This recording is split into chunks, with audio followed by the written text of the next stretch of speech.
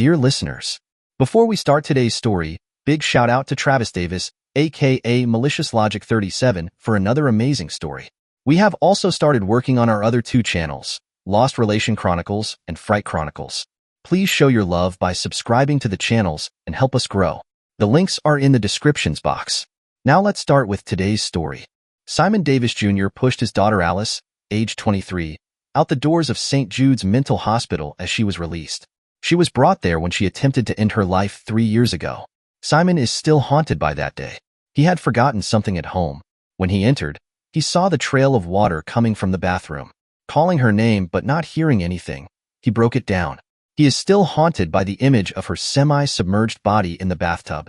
But now, after years of therapy and treatment, she was finally coming home to her family who loved her. She was still so beautiful. Her angelic face and smile could warm and enchant the heart of anyone who gazed upon it. Her once long blonde hair now cut, her sky blue eyes although have life in them, they no longer had the beautiful radiance they once had. She was still beautiful, of course, her slender build standing at 5 feet 5 inches. But her true beauty was her heart and character, like her mother. Both women had a kindness and caring nature that could warm the souls of the coldest and lost. She would help anyone in need and be there for them when needed. She even took time to help homeless at shelters for Thanksgiving and other functions, a stark contrast from Simon. Simon at age 44 stood at 6 feet 3 inches, a strong, muscular, and lean build, African-American with a bald head and tattoos covering both arms, as well as one of a compass on his right hand, and another of a bald eagle holding an olive brand on its right claw and a double-bladed sword on its other on his left. Despite these things, she was always his daughter despite not being of the same blood.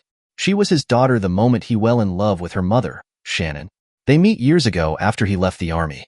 It was really by accident in a laundromat. Alice accidentally bumped into him as he was changing his load, and his laundry detergent fell on her little head by accident. "I'm so sorry, mister." He smiled at her innocent smile. Then her mother came. Her angelic and apologetic face came to his view. The moment they saw each other, it was love at first sight. Eventually they spoke and exchanged numbers, recognizing the chemistry. He remembers as Alice, despite only being 10 at the time, became a matchmaker for the two. Shannon and Alice have been on their own since they ran away from her abusive father, Derek McIntyre. He would physically abuse Shannon on a regular basis, at times nearly killing her. One night, after severely beating Shannon, a young Alice threw a cup at her dad from behind. He turned to face the terrified little, and with fist clenched he made his way towards Alice. Shannon saw this. "No," she spoke in a barely audible voice, and with renewed strength took the kitchen knife and charged at him, stabbing him to death. She was never charged due to self-defense and both testimonies, and she left that small town and never looked back. It was always her and her daughter until then, and now there was this man. She could not explain it at the time, but she saw something about him that not only she, but her daughter would be safe around him. As time passed, her and even Alice's love for him only grew. Simon and Shannon would go on dates, but eventually bring Alice along for family night. He fell in love with the little girl that brought him and the love of his life together. 2 years had passed. They had moved in together. Simon bought a house with 3 bedrooms. So many happy memories were in that home. Some bad ones too, but in the end, the love of the family only grew. And the good always outweighed the bad. He would be there for Alice in her middle school years and her mother when she discovered she could no longer have children due to Derek's abuse. Shannon cried hard that afternoon, not just because of the news, but because she was going to lose the man she and her daughter loved so much. When she told Simon, she expected him to leave. A man like him would want to have a family, not a broken woman who can't have kids. She was shocked not just when he professed his love for her and swore to never leave her no matter what, but proposed to her that moment. "You and Alice are my family, and I will love and protect you both." Alice had just come back from school and saw the scene. At that moment, her 13-year-old body just up and down screaming to her mother. "Say yes, say yes." Shannon tearfully kissed him with a smile and said yes. Simon married Shannon. He adopted Alice and loved her with all her being as if she were her own. The wedding was beautiful. Despite Simon and Shannon not having any relative, friends and co-workers made up for it. A teacher at Alice's school, who was like a father figure for Shannon, walked her down the aisle to give her away. They were a family, and he loved them with every fiber of his being as they loved him. He was their Alice when she made honor roll in grades 6 and up. The science projects were their favorite time to spend together. He was there for Shannon when she was praised and promoted at the bank. He even taught her and Alice to defend themselves against bullies. He beamed with pride when she broke a girl's nose when she and her friends jumped her in the school parking lot. The parents wanted to press charges, but Simon convinced them otherwise, and they just dropped it. He and Shannon were so proud of her when she graduated with full honors. Their little girl grew up. Everything was fine, until it wasn't. He thought back to what brought him here to now, as he pushed his daughter to the front of the building with the nurse, and the things he intends to do. Dad, are you all right? You looked a bit off. He turned and gave Alice his signature reassuring smile, a smile that told whenever you saw it. Everything will be all right. I'm fine, baby. I just have a project I'm working on. Please don't worry. Your mom couldn't make it this one time, even though she and I never stopped seeing you these past 3 years. She's making up for it by making your favorite dish, fried cod with mac and cheese. You sure I didn't kick the bucket and make it to heaven? Simon lightly laughed at the joke. His heart warmed as he heard his daughter joke. It was so long since he'd seen her smile, let alone joke and laugh. His baby girl was coming back. Therapy was hard for the family, but now he was seeing the results. No, you're stuck down here with the rest of us a little longer, I'm afraid. They made it home, and Shannon greeted her daughter in a warm but tight hug. Welcome home, baby. Thank you, Mom. It's good to be home. Her mother, her angelic face still beautiful, her enchanting smile and sky-blue eyes, her slender body, her shoulder-length blonde hair would bring most models to shame.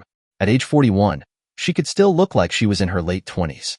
The family had their reunion and celebrated with their meal and memories they made. When it was over, Alice was making her way upstairs when she saw a picture. It was a family photo in a park. Simon holding Shannon next to him, her smile so evident and beautiful. Alice, sitting beneath them, sticking her lounge out to the camera, and another man next to her with an exaggerated smirk sitting next to her. Alice stood frozen for a moment. Her mom noticed and spoke. Oh, baby, I'm so sorry for leaving that up. I should have moved it. But I was so excited when you came home. Mom, it's okay. We should leave it up. It was a beautiful day that day.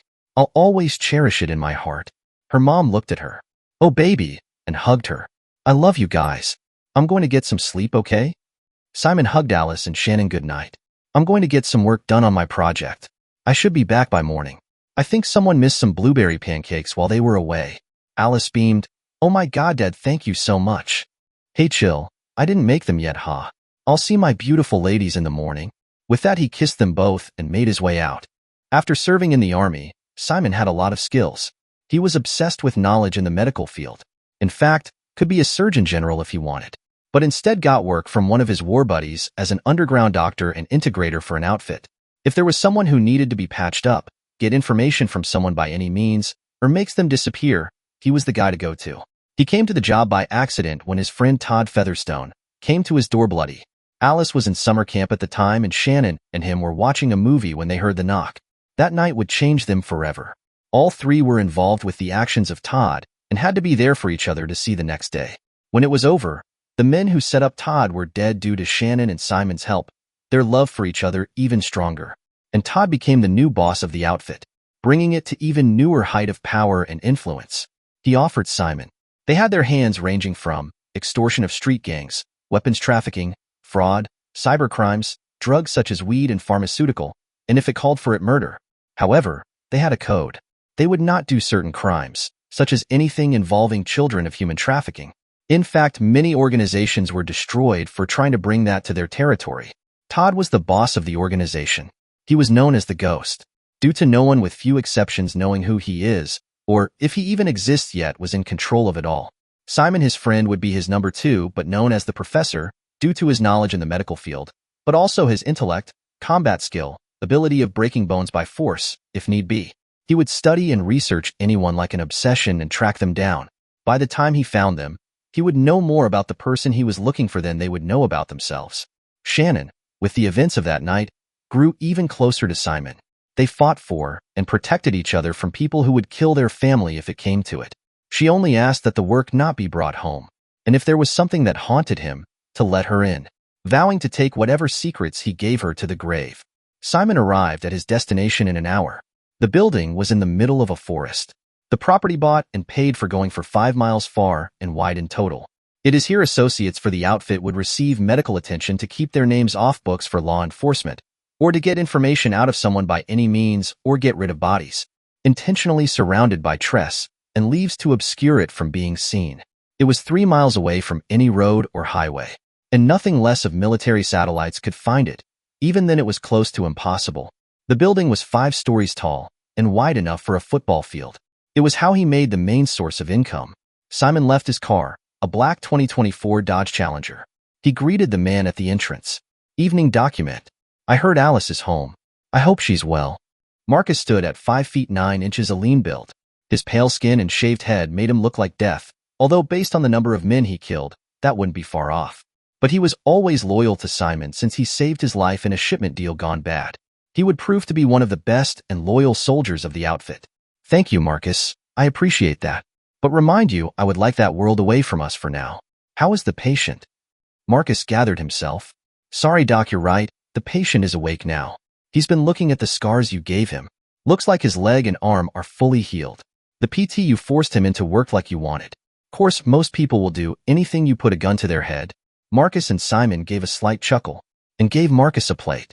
His wife made this for Alice's return. Figure it's been a while since you ate. Thanks for everything, Marcus. Paul and Zero should be here in 30. Tell Lou we got more for him, and switch off so you can eat. Marcus beamed at the plate. Fired catfish, mac and cheese, chicken wings, and broccoli and cheese. You are a life savior, Doc, thanks. With that, Simon made his way inside to his office and brought up the feed to the patient's room. Carter Harrison was on his bed rubbing his left leg and right arm. He was shaved and in his paper tear-away pants, used by most hospitals. Carter has been here for over 3 months, because Simon kidnapped him in a garage parking lot. Carter was trying to get away after nearly getting killed by a priest, Father Mac McClanahan, whose wife, Colina Really McClanahan, he was having an affair with. He would mock Mac's priesthood by telling him in confession his affair with a married woman and the graphic details of what he did to her, and she allowed him to do, all without telling him it was his own wife. He laughed and mocked the priest, unaware that he had made him a cuck and his wife's toy. When the priest discovered what happened, he surprised Carter by shooting a .50 caliber bullet through his chair. Eye for an eye, tooth for a tooth. Terrified, he tried to leave town, but had to get his money, stashed away in a car at a private garage. When he was there, he was taken. When Carter came to his senses, he saw he was in a room that looked like an eerily clean and spotless hospital room. A clock that was encased in glass with a digital calendar attached to it. He also saw that the suit he was wearing was gone. Instead, he was wearing tear-away blue paper pants. There was a twin-size bed, and the room had a lot of room to be a hospital. Before he understood what was happening, Simon had come into the room. He was wearing black steel toe boots, black jeans, a black long-sleeve shirt, black leather gloves, and a black cover see-through mask. Carter demanded what was going on, only to be backhanded. When he retaliated with a wide punch with his right, Simon dodged it with ease, then grabbed his exposed arm and grabbed it, then quickly stuck the arm inward and out of place. As Carter screamed in pain, Simon then kicked in his shin bone of Carter's left leg, causing him to crumple into the floor. Carter was helpless, as Simon, with seemingly superhuman strength, picked him up and strapped him down the bed. Carter then saw a projector on a big screen. It was that of an old woman, perhaps in her early 60s. She had a sad look drawn on her face. Then she spoke of her daughter. Rebecca was such a beautiful soul. She could light the room with her loving smile alone, but it was her soul and kindness that made you fall in love with her. It was like you could be so mad at something, but then just by being around her you're too busy laughing and feeling joyous that you forgot why you were made in the first place. She was like that since she was a child. Just always wanted to fix the world, help people. No shocker she wanted to follow in her father's footsteps and become a doctor. The day she walked across that stage, she made us so proud. It was only a matter of time she meets Sean. Sean was such a sweet boy. They loved each other so much. Then one day everything changes. They went to a function for hospital staff when they meet Carter Harrison. Just had something about him that I didn't like. Sean saw it too. He was a guest from a neighboring hospital coordinator to my understanding. He always had a project that involved Rebecca. More and more she had to cancel plans because of Carter. And Sean or us couldn't understand. We soon found out why. 7 months later, Sean found her text and discovered she was having an affair. They had only been married for 7 years, loved each other, but it was going on for 7 months. Those late-night projects and occasional day meeting were times they would have sex. At first, there were no signs. He built her trust, built on the attraction. Then when her guard was down, kissed her, made out, and the rest is history. When Sean found out about it, he was devastated. I don't think I seen anyone so broken. Finding out the woman you loved who you thought loved you only tolerated you for someone who treats her like a doormat. And that the other thing, he was so cruel to Rebecca, but she enjoyed it anyway. When Sean left her, Rebecca was destroyed. She begged that man's forgiveness, but none came. He left her. She soon became a narcotic addict. Met at her job started to disappear until they found out it was her who was using it. She then lost her medical license. Eventually, she was evicted. She stayed with us and offered her help, and for a while it helped. Then one day I came home and saw her in bed. It was 4 p.m. I tried to wake her, but she didn't respond. You must understand, I only saw her from behind. I shook her and then saw her face, and a syringe in her arm. Her eyes were no longer alive. My baby was gone. I tried everything I could to bring her back. CPR, called 911. None of it brought her back. I had to tell her father what happened, and we both just collapsed together. Complete broken. Sean came for the funeral and was so sad. He blamed himself for what happened. He ended up dying due to cancer in just a year, but I think it was a broken heart. We buried them next to each other in the same church cemetery they were married in. The video stopped. Suddenly Simon grabbed the left leg and slowly and cruelly locked it back in place. Carter's screams could be heard through the room, but no further, no matter how loud he was. Every room on every floor was insulated for this purpose. Some could be on the other side of the room and not hear a thing. He cursed at Simon for the pain he caused, demanding to know why he is doing this. But Simon did not answer. Carter looked in pure terror when he saw the drill gun and the bit attached to it, and screamed in ungodly agony when he drilled the bit into his leg to connect the broken bones, as he did with the right arm as well. Carter could not move due to the straps and Simon's ungodly strength. Simon wanted Carter to suffer and leave him scars like he did so many others. He knew Carter only cared about himself, not the lives he destroyed. So, Simon wanted him to have his own scars. He would show him the lives he destroyed. So, every time he looked at his scar, he would be reminded of the video of the life he destroyed that resulted in his scar. Simon recalls the movie as he changes his clothes. Removing them from the same bag, he will burn them in when he is done and makes his way to Carter's room. Carter rubs his scar on his leg and arm, his thoughts still reeling of how he got into this place months ago. Why the hell did this sick scum sucker do this to me? Because of some 304 I screwed years ago. So what? I don't deserve this. Get me out of here, damn it. I know you hear me, you. The door opens before he can say anything else. The large man in front of him looks like a monster to him, and he is not far off from that claim. Carter takes up in courage or pride he has left and charges the man. Carter is more focused with his punches now and takes a strong cross to the man, only for the man to duck and hit him with a strong body shot to Carter's right rib. Carter falls in pain and is immediately kicked in the face, knocking him out. Carter thinks that these past months were the worst of this horror. Little does he knows that this is far from over. For there is a reason Simon took all this time in planning for Carter. Because Carter is the reason that Alice was in the mental hospital these past 3 years. Not just because of what he did to her, but also her husband, Jason. It has been 3 months since Father's Mac's world ended. It was the day he found out that his wife, his best friend, the love of his life, the woman who saved him from the darkness after he came home from the war zone of the Middle East when he lost his friend, the wife who had done all these things for him and more, had an affair. Not just any affair, and not just with anyone, but an egotistical, narcissistic scum sucker who took pleasure in causing others pain and heartache because of the simple fact that he could, and then had the gall to rub his face in it without even knowing it was his wife he was talking about. When he found out the truth, he wanted to kill that man. No, he was anything but a man to be so vindictive and cruel. It wasn't just the affair. It was the lying, the secrets. The fact that not only did his wife Colina gave her body willingly to that man, but did things with him she never even thought of doing with Mac. Was it me? Did I do something wrong? Did I scare her? Or was I pitted by her? These questions and more he asked himself. When he had the chance to kill Carter, something kept him from doing so. He can still feel the weight of the rifle on his shoulder as he positioned himself to take aim. He saw Carter walk into the building like he owned the place. He made his way across the city and had him in his sight from the building window. He could have killed him multiple times, but something stopped him from pulling that trigger every time. Eventually, he waited for him to leave the building before he shot his office chair out of frustration.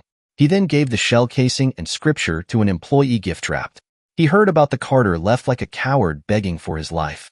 He admitted chuckling to that a little, but it didn't change the fact that his marriage was now over. When she confessed to him, he remembered how numb he felt towards her. He still loved her, and he hated himself for doing so. The divorce papers were still in the desk drawer of his home office, but he could not be with her, now or ever. When it was over, he spent many a night crying. The memories he shared with her, as well as the love he built with her, all gone for what? A cheap thrill of excitement? It doesn't matter what done is done. Now he had to heal. He realized this brought back a lot of anger in him. So, he decided to go to a mixed martial arts gym and retrain himself in combat. This wasn't for revenge, but for channeling his anger and doing something with it, rather than let it build and kill someone. He also went to what his calling was, his faith. His faith was truly challenged. However, despite that, after his friend and CEO of the company he assisted on occasion told of the mysterious woman who slowed him down from killing Carter and the times when he had Carter in his sights, but something kept him from pulling the trigger, he found his reserve and held on to his faith. He realized that it may have been Colina that brought him to God, but it was God's love that kept him on this path. Mac had just finished another service today. This one dealt with overcoming loss and pain. He used scripture such as John 16 verse 33, as well as Corinthians 1:3-4, and others, all to speak on overcoming what hurts us and causes us pain, and the importance of not only overcoming pain, but to not let that pain define you. The congregation was aware of what happened with him and his wife, but did not know the details, only that she left him, and it wasn't for them to know. Although he and his wife were no longer together, he did not want to soil her name. There was no benefit for it to him, other than to be petty, and to truly heal, the last thing he wanted to do was be petty. He also got more into community programs and activities that helped the people who lived here. He helped organizations that assisted and fought for at-risk youth. Some of the employees and associates of the programs were ex-cons, some of which he peached to in the state prison. Others were members of law enforcement. Both parties were people who seen what the worst of humanity can do to their community, but wanted to help heal and rebuild what was destroyed. He realized that by helping others, he can heal from his own grief, rather than soak in it. And for the first time in months, he felt like he was where he belonged. As he was cleaning the church from service member, a woman approached him. She was of Puerto Rico descent, at 5 feet 5 inches. A healthy, decent body. Her black shoulder-length hair straightens and free. Jasmine Costello was 23 years old, and had just began working as a social worker for the city. She meets Father Mac where he began working with at-risk youth programs organizations. She saw firsthand how his words, heart, and actions can move others. Yet he never let it go to his head. He was among the most kind and humble men she had ever met, and has nothing but the utmost respect for him. Father McClanahan. Hello, how are you? Service was excellent today. I really needed to hear that, thank you. Father Mac simply smiled. I'm glad you enjoyed it. I think we all needed it today. Every day God sends us struggles. We make the mistake of thinking they are to weaken us. But in His infinite wisdom, they are to actually make us stronger.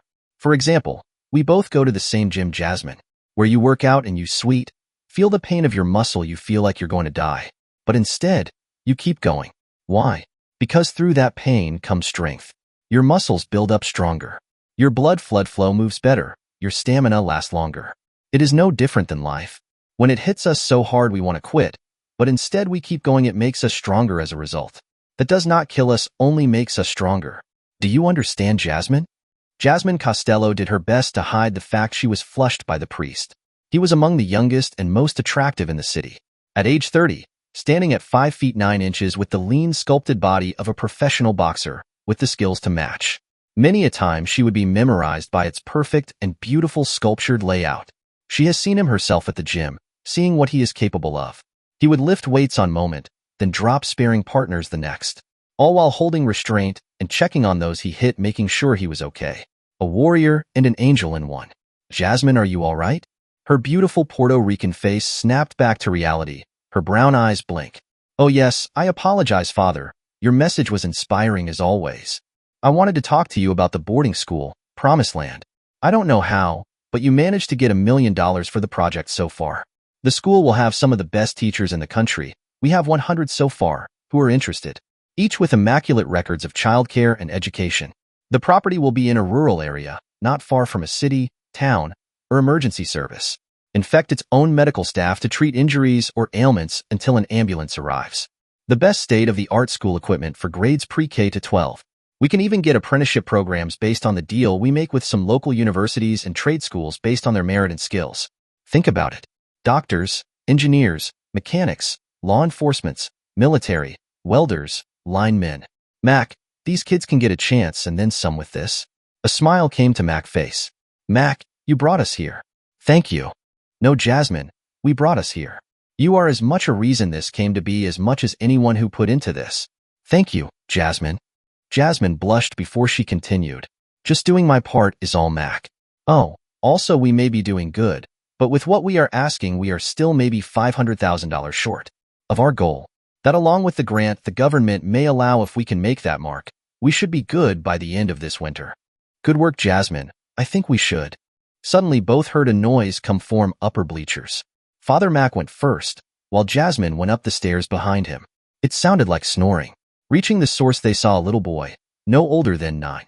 He was asleep. He was Caucasian, wearing a beat-up black hoodie, worn blue jeans, and tennis shoes that looked like they'd been worn through. They also saw what looked like spaghetti stains on his dirty undershirt. We did have that spaghetti dinner last night for the homeless. He must have stayed over, Jasmine said as she stood next to the priest. A look of concern covered their eyes. Going to have to wake him up and find out how he got here. Ask where his parent is. Maybe his father. With those words the boy jumped up in duress, terrified of the mention of his name. No, please, don't call him. I'm sorry, I was just hungry. I'll pay you back, I promise, please.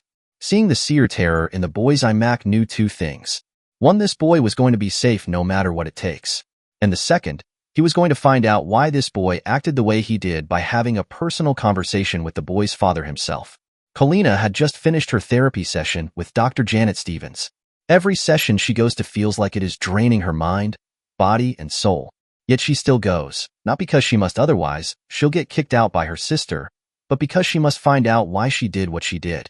Betraying the man she loved for some scumsucker who knew what buttons to push and make her to his will. She still struggles with it, thinking to herself all the time, how did I let this happen? How could I do that to Mac? I let that scumbag do all those things to me. I let him. That was the worst of it. He did not force her into his hotel room. He simply told her to meet him there. He did not force her to screw her. He simply told her to, and she allowed him to do so. She remembered how he mocked and degraded her. His words were still echoing in her head. You're nothing but a 304, aren't you? Looking high and mighty just to hide the fact that you're a 304, pure and simple. And to top it off, she enjoyed it. That's what really disturbed her. She recalled when she felt guilty on that ride home, wondering what to tell her husband, only to decide to hide it from him and never do anything like that with Carter again. But she did not stop seeing him. Instead, she called him a week later, needing to see him again. She recalls his cruel laugh mocking her and the words he said. I told you were just a 304. For the next few weeks, she let him have her. She loved it. The sex was amazing. And then there was the resort that Carter set up for them. He told her to lie to her husband so that he could screw her all weekend. And to her shame she did. Told him she was seeing her sister. And the things Carter did to her. She enjoyed every second of it. The things she did she would never do with Mac. But she did things that would be seen in most sleazy adult films. But it wasn't supposed to be with him, a man who had no respect for her, but with Mac, the man that loved her with all his heart. Mac was such a good and sensual lover. There was nothing he couldn't do to please her, and yet she did what she did, and she hated herself for it.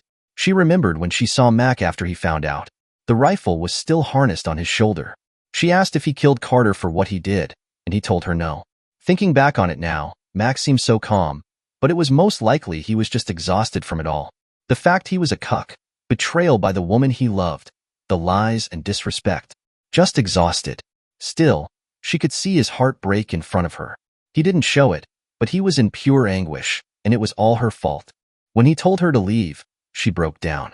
Everything she had with him was gone, and she had no one to blame but herself. Her decision and action brought these consequences to foliation. She recalled when she came to her sister and told her everything. Then when her older sister slapped her and cursed her. What the hell is wrong with you? How could you do that to Mac?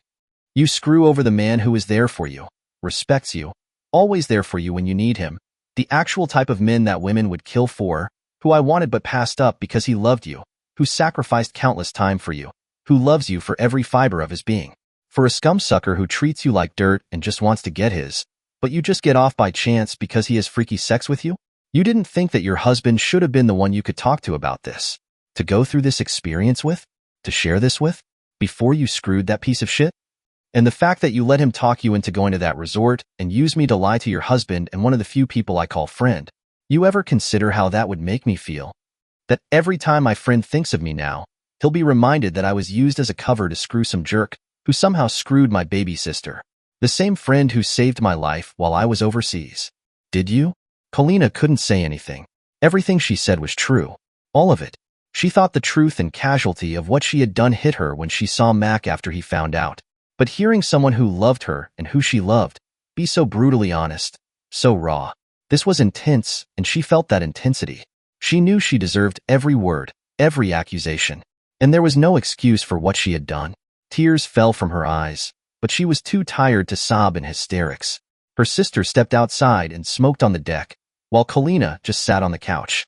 2 hours later, she came back inside, a determined look in her eyes. She sat next to Kalina and spoke. Kalina, my baby sister, I love you. Believe it or not, I do. I know I seem harsh, but it's to be honest with you. I tell you things that you need to hear, not what you want to hear. Because the things you need to hear help you. You need help, professional. Kalina shook her head. The idea of having to talk to someone was humiliating. They would judge her and find out through graphic detail what she had done. Not to mention must eventually relive memories that she wanted buried. She was about to speak up when her sister stopped her by raising her hand. If you want to stay here, that is non-negotiable. Kalina, what you did to Mac, to you it's not normal. You destroyed your marriage because of it. You're gaining weight, you're miserable. You mop from here to work with a look of despair in your eyes. This must stop. At one point you must know why you did what you did. Not excusing anything, but at least confront whatever demons you have in you that put you on this path. So, here's how it's going to be. You either bite the bullet or face those demons inside you by getting the genuine help you need. Or you can walk out right now. Because Kalina saw the tears from her sister's eyes. I will not see you destroy yourself. Because I can't. I love you too much to see you be something you are not. Kalina broke at her sister's words. She was right. She can't keep running away. It was because she ran away from the truth she is here now. She could have told Mac when the affair first happened at the hotel. He may have still left her, but he may have still respected her. He may have even given her a chance and sought therapy. Or even better, have enough confidence and self-respect to tell Carter to shove off and make a complaint about him and fight him tooth and nail in court if need be. Mac would have been by her side, and she knew it. I'll do it, you're absolute right, I'll do it. I need help, sis. Please don't leave me. The sisters hugged in a strong, tearful embrace. Good job making that first step, baby sis. You did good. Let's get to work. Her sister told Kalina how the appointments would be 3 times a week for the next year. Everything would be paid for. The doctor was well known and influential in her profession. That there is something in her she must confront. Kalina finally took this with determination. She knew she was going to face demons and scars in her past she wanted buried, but also to be free of them. When she first meets her doctor, she was surprised by her demons. She didn't wear the typical outfit one would expect.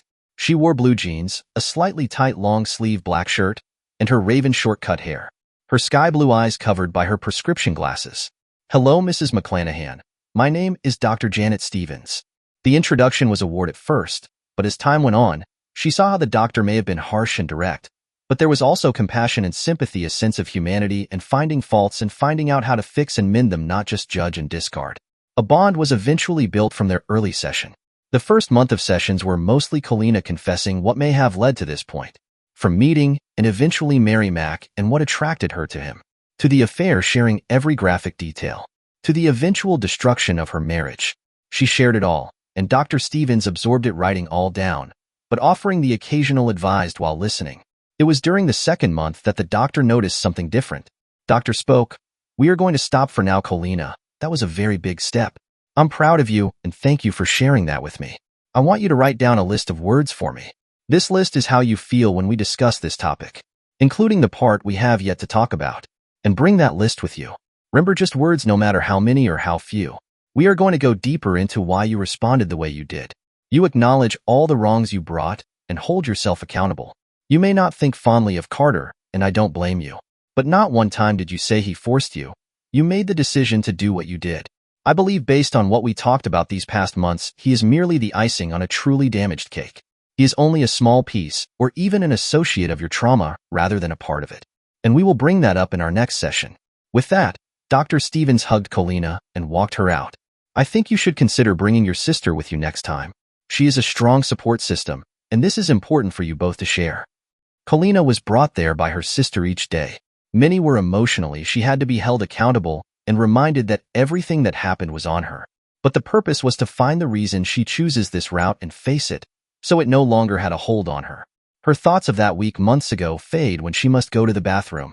She barely makes it to the public restroom when she throws up again. Her sister is there when she steps out. Geez, maybe we should get you checked out. You've been doing that a lot lately. Maybe we should see a doctor. Kalina recovered before she spoke. It's probably just a bug, but a visit to the doctor shouldn't hurt. Her sister noticed how Kalina looked at her. I talked about Uncle Jesse's barbecue. Her sister was taken aback. Kalina, you talked about that day? Kalina nodded her head. You told me I must face my demons. It took me 3 months of 3-day-a-week session to get to this point. I'm still a reek, but I'm not running anymore. It was at that moment Kalina told her sister to pull over so she could throw up again. When Kalina was finished, her sister spoke up. Yeah, we are going to the doctor later. Carter awoke in the room strapped to a chair. How the hell did I get in this? Then he recalled when he tried to attack the man in black and failed miserably, and saw the shiner in the mirror on the ceiling above him. Great, just what I needed. He then was suddenly pushed up by the mattress. Somehow it moved so that while being strapped, it made him face the wall instead of the ceiling as it was before. Then as before, he saw a projection screen turn on. What the hell is this? A marathon of a jacked-up version of It's a Wonderful Life? I don't care about these people, you hear me. They were just all 304s anyway. So, spare me the trips down memory lane of my conquest. Suddenly he saw a young girl in the video, no older than 12. She had a sad look on her face. Carter spoke up. What the hell is this? He was struck by an unseen hand. He didn't even see the man in back walk in. Was he here the whole time? Carter thought to himself, but put his attention back to the girl. My parents, they were the type you would see in a movie, romance comedy. My dad uses to joke how he meets my mom because of tomatoes. He wanted a sandwich, and all the stores were closed, so he drove 30 minutes to a farmer's market and met my mom at the cash registers. He was in shock how beautiful she was. Fire red hair, green eyes, slender body, and a smile that you enchant you in any spell. He told her the cheesiest line I ever heard. Did it hurt when you fell from heaven? Ha, ha. It was so stupid that mom couldn't help but fall for him and his humor. Yeah, my dad could make even the saddest person laugh till his ribs hurt. They fell in love with each other instantly that day. They dated for a year, then got married and had me soon after. My parents were so happy to have me. They reminded me every chance they had, and I love them for it. Dad was a guidance counselor. Kids always went to him for advice, or if they needed someone to talk to when nobody cared. Mom also worked with youth. She helped more than a few kids escape abusive home, and even helped new teen mom with advice and support group when everyone else, including some of their own family, judged and ostracized them. Yeah, they were something. And then it all changed. Of course, it was my 11th birthday. Didn't know it at the time, but mom was out a lot by herself the past months. I remember my birthday was coming up the next day and plans were made. When mom said she had to leave, it would only take a minute. Dad and mom argued, like really argued. Then dad said something. You got to see your boss Carter again? Are you kidding me right now? Bad enough he takes you on business trip to sell you product this past year on a regular basis, putting us on the back burner for so many times we are supposed to be a family. But not of all days you let him do it at our own home? Mom then yelled back. Don't give me that crap. It's because of my product that we have a roof over our head. How can you be so ungrateful? I will be back in a few hours. At least someone knows how to appreciate me. Not sure what happened, but ever since mom met with that Carter guy who was interested in promoting her product, she changed. She wasn't warm and loving anymore. Even would disrespect dad in front of everyone. I came downstairs at 11 p.m. It was a weekend. I heard dad crying in the living room and his phone was out. The screen was on.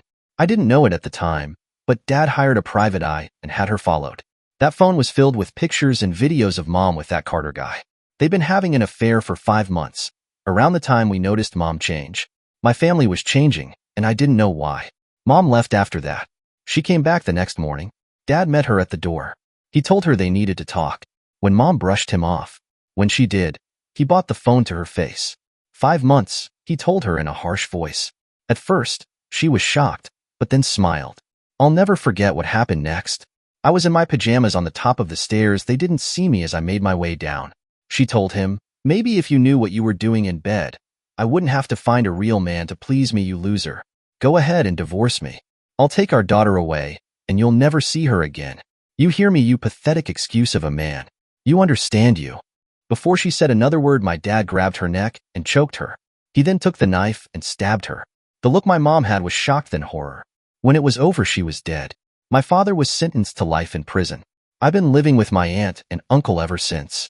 Tears fell from her eyes as she continued. I don't understand. Why did this happen?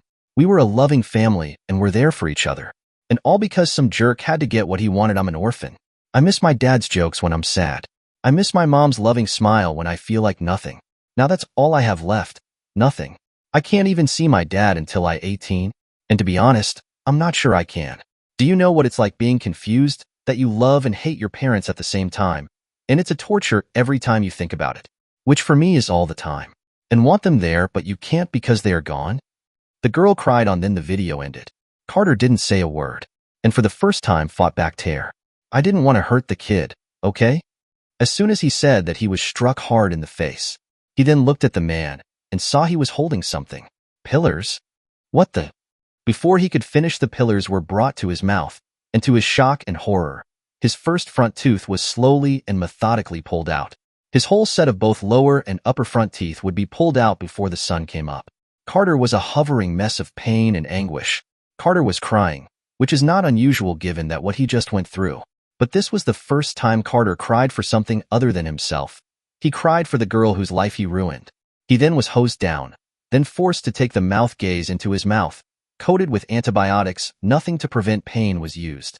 He was then unstrapped and left alone. He would be given a new set of teeth later in the day. Simon left the building, greeting the men outside. Our patient is done for now, but he'll be eating soup for a while. Make sure he gets it. I'll be back tonight. For now, I'm going. As Simon made his way home, he thought back to what brought him to this. Where his animosity for this man came from. How he came to this point. And why Carter Harrison is being tortured as he is in a building in the middle of nowhere. He knew exactly why, of course. He felt it every time he saw that man. He could say it was for his baby girl, and he wouldn't be wrong if he did. But it wasn't the whole truth. He also did it for a boy that he loved as if he were his own son. He did it for a boy who had the kindest yet strongest spirit, who would fight for what he believed in yet offer his coat to keep someone cold. That boy would soon grow to be his son-in-law, and he was the only man, besides his dying father, he ever cried for. Alex St. James was born to an abusive father and neglectful alcoholic mother. Each day they reminded him how much they never wanted him but were stuck with him. On the outside, they looked like a normal family, but inside those walls it was hell. His father would beat him up to the point he would make him wear long-sleeve shirts in the summer to hide bruises. The kids in the neighborhood called him weird and would tease him, and as a result he got into a lot of fights. All the kids were either mean or wanted nothing to do with them. All except a young 7-year-old girl who just moved here with her mom. She approached him in his lone corner of the park. Hello, my name is Alice. What's your name? Brian. My name is Brian. My mom got me this cool new game. She said I could play it with someone if I can. Wanna play? Brian was confused. Most kids either fought or teased him. But this girl wanted to play with him. Yeah, we could play. I'd like to. One of the kids saw this and formed a crowd of kids. Oh, don't tell me you're going to play with this loser, Alice. The other kids laughed. Brian got mad and was about to fight the kid when Alice spoke up. The only loser I see is you, fat tub of lard. All the kids suddenly laughed even harder at the fat boy, making him cry and run away. Brian thought to himself, I like this girl. And they were friends since. Simon smiled at the memory when he was told how they first meet. They were inseparable by the time he came into the picture. He remembers seeing the kid stand in front of Alice when they first met him, as if he were protecting her. Simon laughed a little but respected Brian. He would never hurt Alice, loved her like his own daughter, but he liked the face the kid was willing to stand up to a grown man with muscles and tattoos to protect his friend. Eventually a bond built between Simon and Brian as well. They would talk about sports and video games. And when Brian wanted to practice for football season, Simon would help train him. They would go on runs and practice hit and power plays. Even leg exercise. By the time tryouts happened, Simon, Alice, and Shannon were there to cheer him on when he passed them without issue. Turned out to be the best center the team seen in years. The family always made it to his games and were there for him when his family wasn't. One night after the family invited him for movie night, Simon saw Brian take his shirt off in another room due to it being stained. He saw in shock when he saw a bruise stretch from his right shoulder to his lower back. His white skin was now a mix of red, black, and blue. He called Brian over and talked to him. Brian was surprised, but before he could say anything, Simon got closer, then saw what looked like makeup on his right eye, and there was a bloodshot on his pupil. He lightly wiped the smudge of makeup off, revealing a black eye. Brian was ashamed and embarrassed. Simon, it's my fault. Sometime Dad had a bad day, and I do something that ticks him off a bit. So this is just a, Brian, don't do that. I love you like my own son. I watched you grow into the fine young man you are today when you were barely 12. Don't lie. I know he is your dad, and you love him. But one of two things are going to happen. Either me, Shannon, and you are going to a social worker, then eventually the police, and you're going to tell them how long he has been beating you. Or I will kill that man before he puts another hand on you. Because you don't deserve that, Brian. You are a good, decent human being who plays his butt off at a sport that he loves. And we have no problem showing that when we see you do that which you love on the field. We love you, son. The word son stuck to Brian. It wasn't until he had Simon in his life that he felt like someone's son. Simon, Shannon, and Alice were the only people who treated like family. He cried in Simon's arms. When the girls heard what was happening, they rushed in, embracing him as he told them all the years of abuse. Alice was heartbroken as her friend since childhood went through this alone for so long. You're not alone anymore, okay? I'm here. We all are. Brian fell in love with her that moment. They both did. And their love would only grow. Brian went to the social worker and police. His father was sent to prison. His mom was deemed unfit. So Simon officially adopted him, allowing him in his home, which made things even better for Alice and Brian. Their love for each other only grew. In time, Brian built the courage to ask Alice out when they were 16. She said yes, and they were official since. They would take dates and road trips together, snuggle up together, and watch their favorite binge show, go to functions and concerts all together. Simon wasn't too comfortable with his daughter making out with her boyfriend, but on the other hand, Simon knew exactly the kind young man Brian was, and he respected and loved him. He knew Brian had Alice's best intent. At their 18th birthday, they made love at the hotel for the first time at prom. It was beautiful, everything they hoped for and more. At graduation, Brian proposed to her, the image of her teary eyes playing in his head. They were so happy. He thought to himself as he continued his long drive back home. Alice cried and kissed Brian in her graduation gown as she told him, "Yes, oh God, yes. I love you so much." The wedding was simple. It was in their backyard, minor but beautiful decorations by the Arts and Crafts Club. Simon walked his daughter down in her beautiful dress. A preacher gave a beautiful speech, and the couple kissed and became Mr. and Mrs. Brian and Alice Godfrey. The next year, the couple stayed with him and Shannon. The house could hold 5 people and was massive, so it was a good place to save up. It was the most he had seen his family be happy. When Alice was 20, she became an entry-level assistant for an executive office. This would be a step in the career she wanted. But it was there she met Carter. Simon didn't like Carter when he first met him at that company picnic. He had a sense of arrogance and malice about him and how he treated others. When Alice introduced him as a friend at a function, everyone was delighted to meet him, except Simon. Something was off. A few months later, Alice was kind of off. Things she usually did with family and Brian began to decrease. She stopped watching Brian's games now that he was the assistant coach of his old high school team. She didn't talk to her mom as much as she used to, and it was like she was trying to hide something from Simon. She also began having more surprise late-night meetings and cancel family outings. One day, Brian was driving out of town to pick up supplies for the football team since their usual Go supply store ran out. That when he noticed Alice's car at the motel. His heart broke when he saw her step out of the room with the same man he saw at the company picnic that time ago. When she looked up, buttoning up her shirt, their eyes meet. Alice was shocked and terrified, but also heartbroken for when she saw that look on Brian's face. She knew it was over. All their childhood memories, loving and intimate moments gone. She called out for him, but he just stormed back into his truck and drove. Carter did nothing but walk to his car, not a care in the world. Simon would discover that what Carter did to Alice was like what he'd done to Kalina later. Carter met her when she started working for the company and started building her trust. Then one night he told her to meet him in the lounge after work. He bought some bourbon and the two talked. He then slowly began to flirt, told her how lucky her husband was to have her, then told her how much of a benefit her working for the company is. All tactics to entice her. He then placed his hand on her leg and looked into her eyes. An overwhelming presence, not forceful but dominate. He told her to take off her blouse, without knowing why she did. He then told her to sit over the couch, without knowing why she did. He then had sex with her in that room. She enjoyed it, and would be his bitch from that moment on. When it was over, he told her if she wants to keep her job, she will abide by his every whim. Then after there was change in her behavior and routine, late-night meeting, cancel family plan. Every urge he had would come to this a 5-month affair, and she agreed with him. Alice was frantic, seeing the gravity of her situation. What have I done? How could I be so stupid? Carter in his arrogance spoke nonchalantly. I got the room for us at the resort. As soon as you're done with this, meet me there next week. I want to screw you crazier than I did today. The slap was fast and hard. You scum-sucker. Go screw yourself. I just broke the heart of the man I love and who loved me with every fiber of his being. And you're telling me where to screw you and how bad you want me? Screw you in this job. As Alice drove off looking frantically for her husband, Carter just moved on to the next company like the locust he was. Alice called her family, telling them everything that she has done and what brought her to this point. Both parents let out their disappointments, letting her know how stupid and selfish that was, but that they love her and no matter what happens they always will. They then began their search for her. Alice looked at all the hangout spots and sports bars she knew Brian liked. Shannon called the police departments, giving the descriptions. Simon called in some favors from contacts he had with the outfit. A fully day went by, then another. Until the following day Simon received a call from an associate. We found him, man.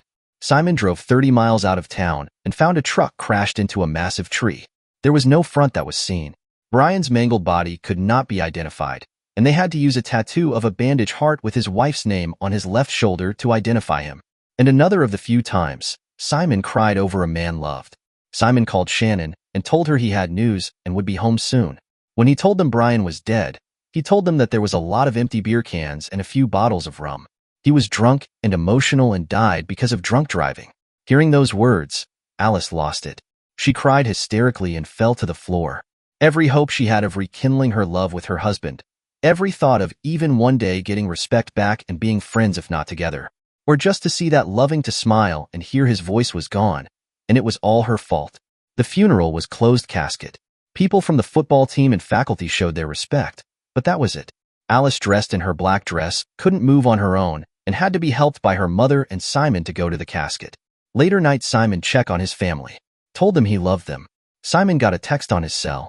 The word peanut was shown by a burn phone number. It was code for a meeting space near the old peanut factory. Simon spoke to his family. I must go. I'll be back soon. Just picking a few things up.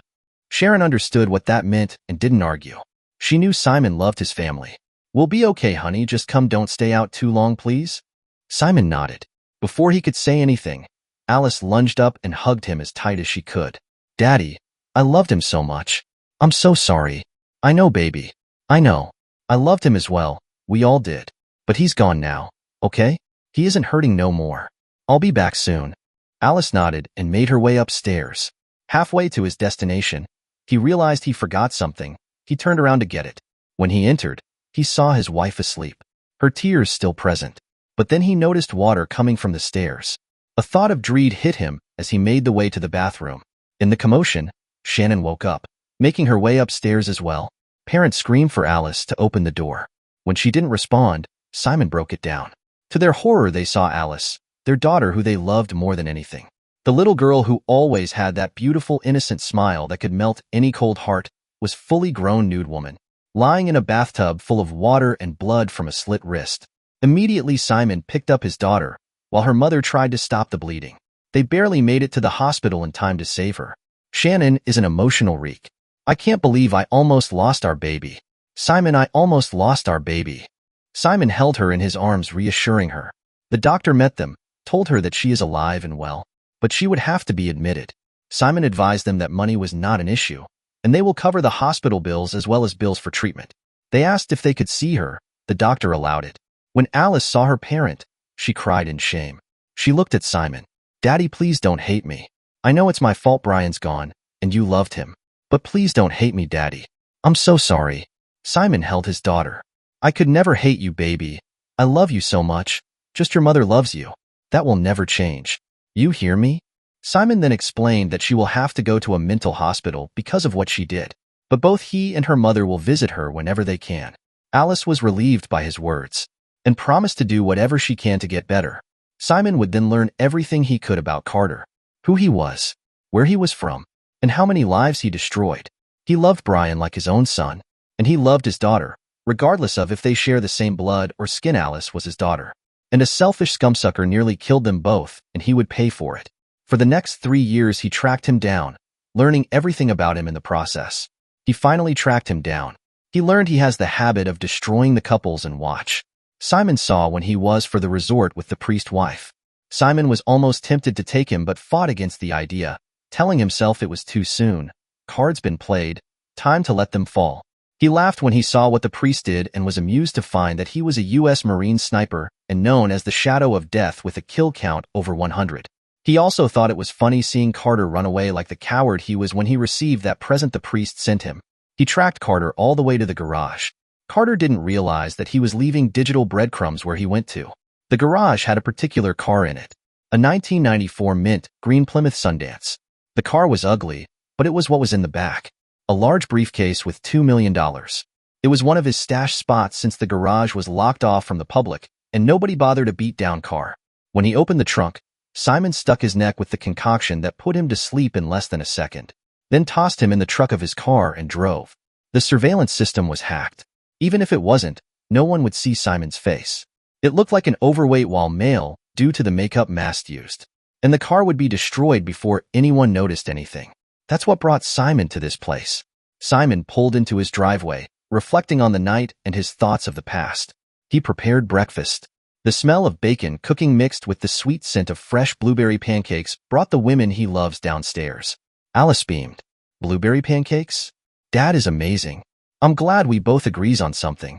Laughter filled the kitchen, and the family ate. It had been 3 years since Simon saw this sight. The people he loved with all his heart. Yet he noticed the lone empty chair. And he suddenly became quiet. He felt his wife and daughter's hand on his, a gentle smile across their lips. It's okay, honey. Yeah, Dad, it's okay. You were strong for us. You can let go now. The dam broke for Simon as he let out all the pain and hurt of losing Brian, the boy he loved like a son. And for the first time, it was Simon's family that would help him through something, not the other way around. Meanwhile, Father Mac woke up the following morning with purpose. It was 20 degrees outside, so he bundled up. He wore black jeans, a black long-sleeve under overall, black tactical boots, black winter jacket, and a skull cap and gloves to further help with the cold. The only thing that showed he was a priest was his collar.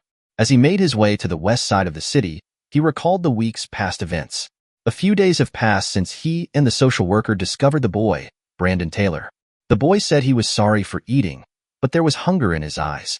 Mac recalled the day, remembering to assure the boy that he is safe and no one will hurt him.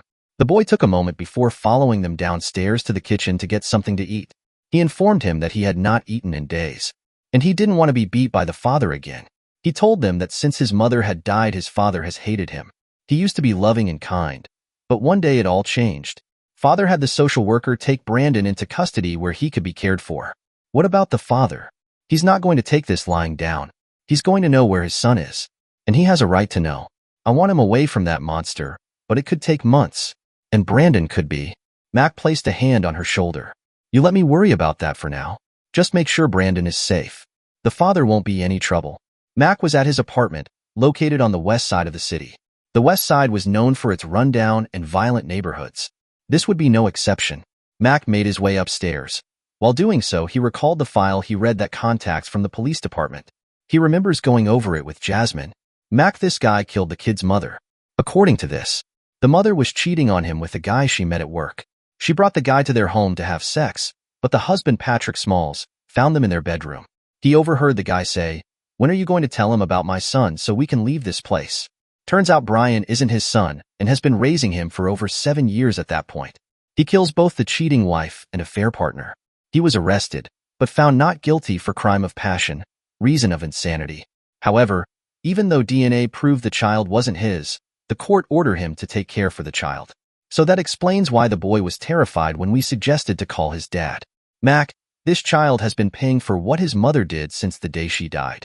Mac reached the floor of the address as he shut down the memory in his head. He needed to be focused for this. He knocked the door hard and waited. He heard the foot stepped until the door swung open. An overweight man standing at 6 feet with a white tank top on greeted him. His aggravated manner and bad breath did not faze Mac. In face before the man could say anything, Mac just let himself in. He then noticed a bowl of oranges on the table and helped himself to one. The man was dumbstruck. Who did this guy think he was? coming into his home like he owned the place. He then noticed Mac calmly take off one of his gloves, take knife, and peel the orange skin off before he spoke. "Mr. Alex Smalls Taylor. My name is Father Mac McCallanahan. I would like to talk to you about your son, Brandon." The man snarled at the mention of his name. "That scumsucker is not my son. His 304 mother dumped him on me. I showed that witch and her boy toy when they decided to come have sex in my home, the same home I bust my butt for a family that was never mine. So, no, father, that scumsucker is no son of mine. He is a constant reminder of how much I was made a cuck." Smalls spit on the floor to show contempt for the boy he once thought of as his son. "Now how much do you weigh, Mr. Smalls? 350, maybe, at about 6 feet? What is he, about 4 feet 70 pounds? Bit of a stretch for a heavyweight like you to be throwing your hands around someone who can barely reach your kneecap?" Smalls was angry at this point. "You, sanctimonious holier-than-thou piece of crap, who do you think you are talking to?" Smalls reached Mac, taking a swing at him. Mac easily dodged the punch, taking a strong low right hook to the big man's side. The blow stopped him. Mac then gave a strong jab to the man's sternum, causing him to buckle to his knees, gasping for breath. Mac then kicked the man in the face, causing him to tumble onto his back. Before Smalls can say or do anything, he feels the heel of his chair on his neck. The entire thing took less than 8 seconds. The man is in a mixture of shock and fear, as he's standing at 6 feet 350 pounds was manhandled by someone not even half his weight. As Mac looks down on him, he finishes his orange, all while maintaining a cold look onto Smalls right in the eyes. It terrifies him to the core. Father Mac calmly yet coldly spoke. Ezekiel 21:31. "I will pour out my wrath on you and breath out my fiery anger against you. I will deliver you into the hands of brutal men, men skilled in destruction." Father Mac's words rang loudly into the man's ear despite not yelling one, all while slowly eating his peeled orange. "That boy was terrified of you when the mere mention of you was brought up." Mac continued to eat the oranges as the knife danced effortlessly in his hand. "Whatever you did to that boy, it stops today. You are going to this social affairs office to see this woman." Mac drops the card on Smalls' cheek, scaring him and making him think he'll drop the knife in his face. "You are turning your rights away as a parent to her organization, no question asked. I think it fair to say you are not fit to be a parent due to emotional distress." Mac looked down on the man as he slowly nodded his head agreement. "All right." With that, Mac got up from the seat, allowing the man to breathe properly as he attempts to do so on the ground. Mac then makes his way to the door, leaving the beaten man on the ground. As Mac unlocks the door and is about to leave, he places his hand on the handle but doesn't turn it. He speaks to Smalls without turning around. "If I find out you did something more than beat on the boy, I'm coming back. And the next visit will not be as friendly as this one. Do we understand each other, Alex?" Alex spoke instantly. "Yeah, I understand. You won't have issues with me." A smile came to Mac's face as he opened the door. "Good to know," he says as he tosses the knife into its wooden holder without looking. Alex pisses his pants at the sight and what he just experienced. A few hours later, Mac makes his way to the park. It's still beautiful after all this time. It was where he met Colina all those years ago. He was lost and was looking for the main campus. He had just come back from Iraq, the death of his friend still fresh on his mind, when he saw her. The most beautiful woman had ever seen. Her autumn-color hair reaching her shoulders, her tight yet comfortable jeans, and a rolled-up red and white lumberjack button-up shirt. He remembered how nervous she was, not knowing the city well and apologizing for asking. But also, how kind she was and reassuring that he was not a bother or there was no need to apologize. He fell in love with her right then. As he sat on the bench remembering that day so long ago, he wonders if she had as well. Suddenly his phone rang. "Father, it's Jasmine. I don't know how, but Brandon's father signed his rights away. Brandon can now be in the program for troubled kids without court's hassle." Father Mac smiled and thought to himself, "Good, I would not want to have broken his legs next. The crunch sound gives me the creeps." He then responds to Jasmine, "That's good news, Jasmine. How'd Brandon takes the news?" Ecstatic, "He's such a sweet kid. He will fit right in. He said the first thing he's going to do is eat a steak. I told him I got it covered. Just want to give you the good news. Take care, Father, and God bless. You as well, Jasmine." Father Mac smiled at the sunset. It was always beautiful this time of year despite the cold. He smiled to himself and spoke. "Perhaps it's not all bad after all, lords. Not bad at all." And Simon gathered himself up with a smile and made his way home. A week has passed since her last visit. Dr. Stevens suggested to take the extra days off to prepare for the next session. But the revelations of last week still swamped both her and her sister. She still recalls the moment she found out, thinking it was a mere stomach virus, only to hear what the doctor had to say. Oh my God, what am I going to do? This is insane. No way am I doing that. It wouldn't be right. But, oh God. These thoughts ran in her head as her sister just held her for support. No matter what, baby sis, I'm here. Colina patted her hand on her shoulder, thanking her sister for the very much needed support. This is just too much. I knew I would have to talk to him, but not this soon, and not for this reason. Megan looked at her sister. I know you're scared, Colina, and you have every right to be. But this whole situation and more is because you were scared and ran away. Now you can still be scared, but this time you must face it. No matter what happens, you owe it to yourself. You let a scumbag screw you out of your marriage because you were scared to say no and became addicted to the affair and lost your marriage as a result. You didn't always run away from your fears. There was a time when no matter how bad things seemed, you would face them. Now you must face them again, head on. But you know what? You won't face them alone. I stood up for you and beat that witch Victoria Hamilton when she always tried to bully you. Colina cringed at the memory of her. Did you have to bring her back up? That bitch was a pain in the butt throughout high school. She would always make fun of me. But I think it was my reaction to her that made her even more mad. When she made fun of the clothes I wore since she had the latest thing in fashion, I told her I like them and am not trying to impress someone who's not even wearing them. Or when she made fun of the fact I like jazz music, I told her at least I can play an instrument and not just with my hair unlike her. I didn't try to be a living baby doll, while I'm pretty sure she was a walking, talking investment for cosmetics and plastic. She would wear the most top-of-the-line clothes. I think back and it was her own insecurities. Everything that was me, I was okay with for the most part. Yeah, there were things I would like changed, but I never needed to be fake, just myself, and I like that. I went with it, while everything that was her, she hated and needed to hide behind something. She always found a fault with herself that she needed covered with makeup, fashion, and so-called friends, which was more an entourage of but kissers and yes ma'am types. All that gave her a sense of validation to be in place of the confidence she lacked in herself. Seeing me reminded her about that. Megan looked at her baby sister and tapped her shoulder and smirked. Okay, Dr. Ruth, nice speech, but can I finish mine and make the enlightened point I had while I can still remember it? Don't deny my moment, damn it. Both sisters laughed. Megan was pleased seeing her sister cry from laughter rather than stress. It seemed like forever since she'd done so. Yes, by all means, oh wise one, please continue. Colina gave a smirk after what she said. Okay, smartass. Well, I am intelligent. Megan couldn't help but laugh after Colina said that. Anyway, I saw you all at the mall cafeteria one day.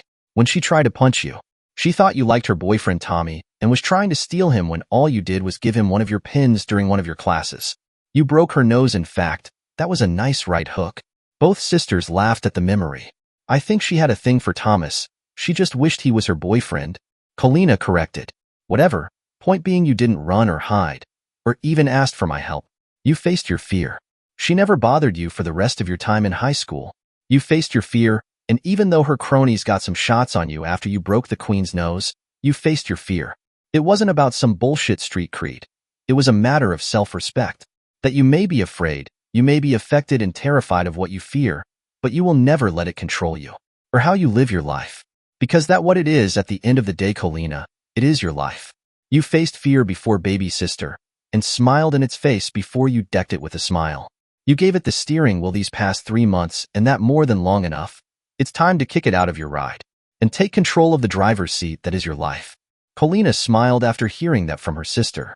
She needed to hear that. These past months have been hell. In fact, further than that, way before the affair even started. Megan was right. She can no longer be controlled by her fear. No matter what happens, she must embrace that more than ever now. Colina shed a tear and smiled before she addressed her sister. Okay, that speech was good. However, I do have one question. Megan playfully gloated. By all means, ask away. What were you exactly doing while I fought at the mall cafe? A sinister smile came to Megan's lips before she answered. I was demonstrating the effects of how a hardcover cafe lunch tray can cause when it comes to contact with multiple faces, particularly when those faces belong to little witches that want to jump my baby sister. Colina gave a slight chuckle and smiled before giving her eldest sister a hug. Love you to big sis, love you too. And thanks. At the end of the session, Colina felt somewhat lighter. She still had her burdens, but they did not weigh heavy on her mind. She never cried like that before. never felt such raw emotion. The only thing that may have given it companions was when she cried on the floor of what used to be her house. When Mac told her that although he forgave her, could no longer be her husband. But even that may not be as raw as the emotion she felt today. She told Dr. Stevens secrets that she thought she would have to take to the grave. Things that she believed she may be judged for, and she may in fact be judged. But she had to acknowledge, face, and eventually conquer her fear. 3 months ago, you came through this door. You were scared, cut off, incapable of even telling me how you were doing that day. Now look at you. A smile of pride beamed on Dr. Stevens' face. Fear had its grip on you. It controlled you. Fear is something we can never get away from. It is not like a convent light switch we can turn off as if we are going to bed. However, many people, including myself at times, forget that fear is also a benefit. Fear helps keep us in check. It informs us of certain dangers and consequences that could put our lives and well-being in peril. A police officer feels fear when he goes into a shootout, so that officer takes precautions so that lives including the officer is protected and no one dies. And if someone has to, it's the suspect who's intent on killing someone. The soldier feels fear so that they don't do something that will get them, or their entire unit killed. And so that despite the fear know they may die in the mission, fight and control it so that they or others can make it home as well as the mission being complete. A business executive takes risk on a regular, perhaps not with their life per se, but on millions of others' well-being. Every decision can either build a profitable market supporting countless families and creating jobs so that many people can be paid and afford food and shelter, or it can destroy a country by putting it in economic ruin, where people are so poor due to lack of resource they must live in shelter and go to bread lines and soup kitchens for food. Yet if the business executive does nothing, economic ruin will be the eventual outcome. There is always risk and fear. But when we conquer our fears and not them control us, when fear is no longer a dictating factor of how our lives are lived, then we can truly be free. Today you took that first step in conquering your fear to remove them from the driver's seat. By sharing what you shared with me today, you face things be reliving the memories that brought you immense pain. Things that affect you now. It hurt you then as it does now see these things again. But do you know what you have done? You have taken power back. You have truly begun the journey of taking control of your life again. I'm so proud of you. Colina cried tears of joy when she hugged Dr. Stevens as tight as she could. Thank you, Janet. I could never have gotten to this point without you. Janet hugged her back and chuckled. Of course you could have, honey. May have just taken a little bit longer is all. Now I think it is fair that we can cut our sessions down to once a month now. How about you? Colina nodded in agreement, her smile evident. I also understand that there's an engagement that you have to attend after our session today. A small yet determined smile came to Colina's face. It's been long enough. It is time to face what I've been running from for so long. Dr. Stevens smiled. I agree. Good luck, my dear. I know you can do this. That little girl inside you needs this. It is long overdue. With that, Colina hugged her doctor once more, then headed out of the door of her office and went to face her fears head on. The state prison was an hour away. The day was cold but beautiful. The color of the leaves was orange, brown, and red. She always loved the fall season. It was as if the season only time to be themselves, and not like the other leaves where everything is only one color. She always liked that since she was a kid. The prison guard at the other side of the desk gathered her personal belongings. He advised her that phones or any electronic devices were prohibited, and that also the presence of narcotics will not be tolerated, and all who attempt to bring them in prison walls will be prosecuted. There was even what they called last chance line. It was a sign with a box that stated, if someone had narcotics on them, but they don't want to proceed with the crime for whatever reason, to drop the contents in the metal box and step away from the line, and they would not be prosecuted. She followed the guard who took her to an empty but slight large room. She thought to herself when she made an appointment for this visit months ago. The idea terrified her, because she never seen the man since he was locked up 20 years ago. But now, despite feeling nervous and even scared, she feels a resolve she never felt before and will see it through. When the buzzer went off, a door on the other side of the room opened. She saw a burly prison guard about 6 feet 4 inches tall, escorted a man who looked like his in his mid-50s. He has a fresh haircut with black and pepper-like hair, along with his mustache and goatee. The man stood at 5 feet 9 inches, fit, lean, and muscular, and was wearing blue jeans and a dark blue long-sleeve button-up shirt. The letter DOC on a pant leg, and the same on the back of the shirt. She thought to herself that despite being in prison, he seemed larger than she remembered him. The guard removed the chains and handcuffs from his wrist and informed both he and Colina of the rules. No exchanging any materials currently, and no hugging without permission. Also be advised that this visit is monitored and recorded. Colina could not look at the man at first, even when both made their way to the small table. She kept her eyes to the floor. She then remembers what she learned at the session and spoke words to herself while taking a few deep breaths. Understand the shame. Let go of the guilt. She then turned her eyes toward the man. For most people, this man was known as someone not to be messed with. Despite him being a minority in prison, his respect was established years ago. Everyone who chose to try to test him and try to abuse him, it did not turn out well for them. He had sent 12 to the infirmary since his stay in prison, including and not limited to the removal of an individual that tried to assault him. That same individual he ended up killed by his own hands in a later scuffle. That and all other attempts were deemed self-defense, which prevented additional time to his sentence and established his respect in the prison community. He never wanted trouble and just wanted to do his time. But this was prison. It was a different world than the outside. When she finally looked at him, she expected to see a face full of hate, anger, and of who was betrayed. Instead, it was one of warmth, comfort, and what was the last thing she expected? Love. The man across the table gave her the warm and loving smile she saw so long ago as tears fell from his eye, and she could not help but do the same. It was a look she did not think she would ever see again. A look that she did not think she deserved. It was the look that only a loving father could give to his daughter. "Hi, Daddy." Colina could barely get the words out as she cried tears of joy for not seeing her father in over 20 years. "Hey, Pumpkin, how's my little girl?" Colina could not help herself when he called her his nickname for her. She got up and rushed to hug her father as tight as she could, and he did the same as she cried hard into his arms. He looked at the guard for approval. The guard smiled and allowed it. He then brushed his hand on her head, lightly shushing her to calm her down, while he lightly sung her favorite song to her, just how she liked it when she was a kid. "Daddy," she said while crying in his shoulder. "Shush, it's okay, Pumpkin. Daddy's here with you now. It's okay. And just to clear the air, remember Daddy loves you, honey, with all my heart. That has never changed, and I promise it never will." Colina cried tears of joy when she heard that. It seemed like forever with how long they hugged each other. The guard eventually walked up to the family. He calmly and respectfully asked the man to let go due to policy. The man lightly asked back, 30 seconds, Jeffries?" Jeffries allowed it out of respect.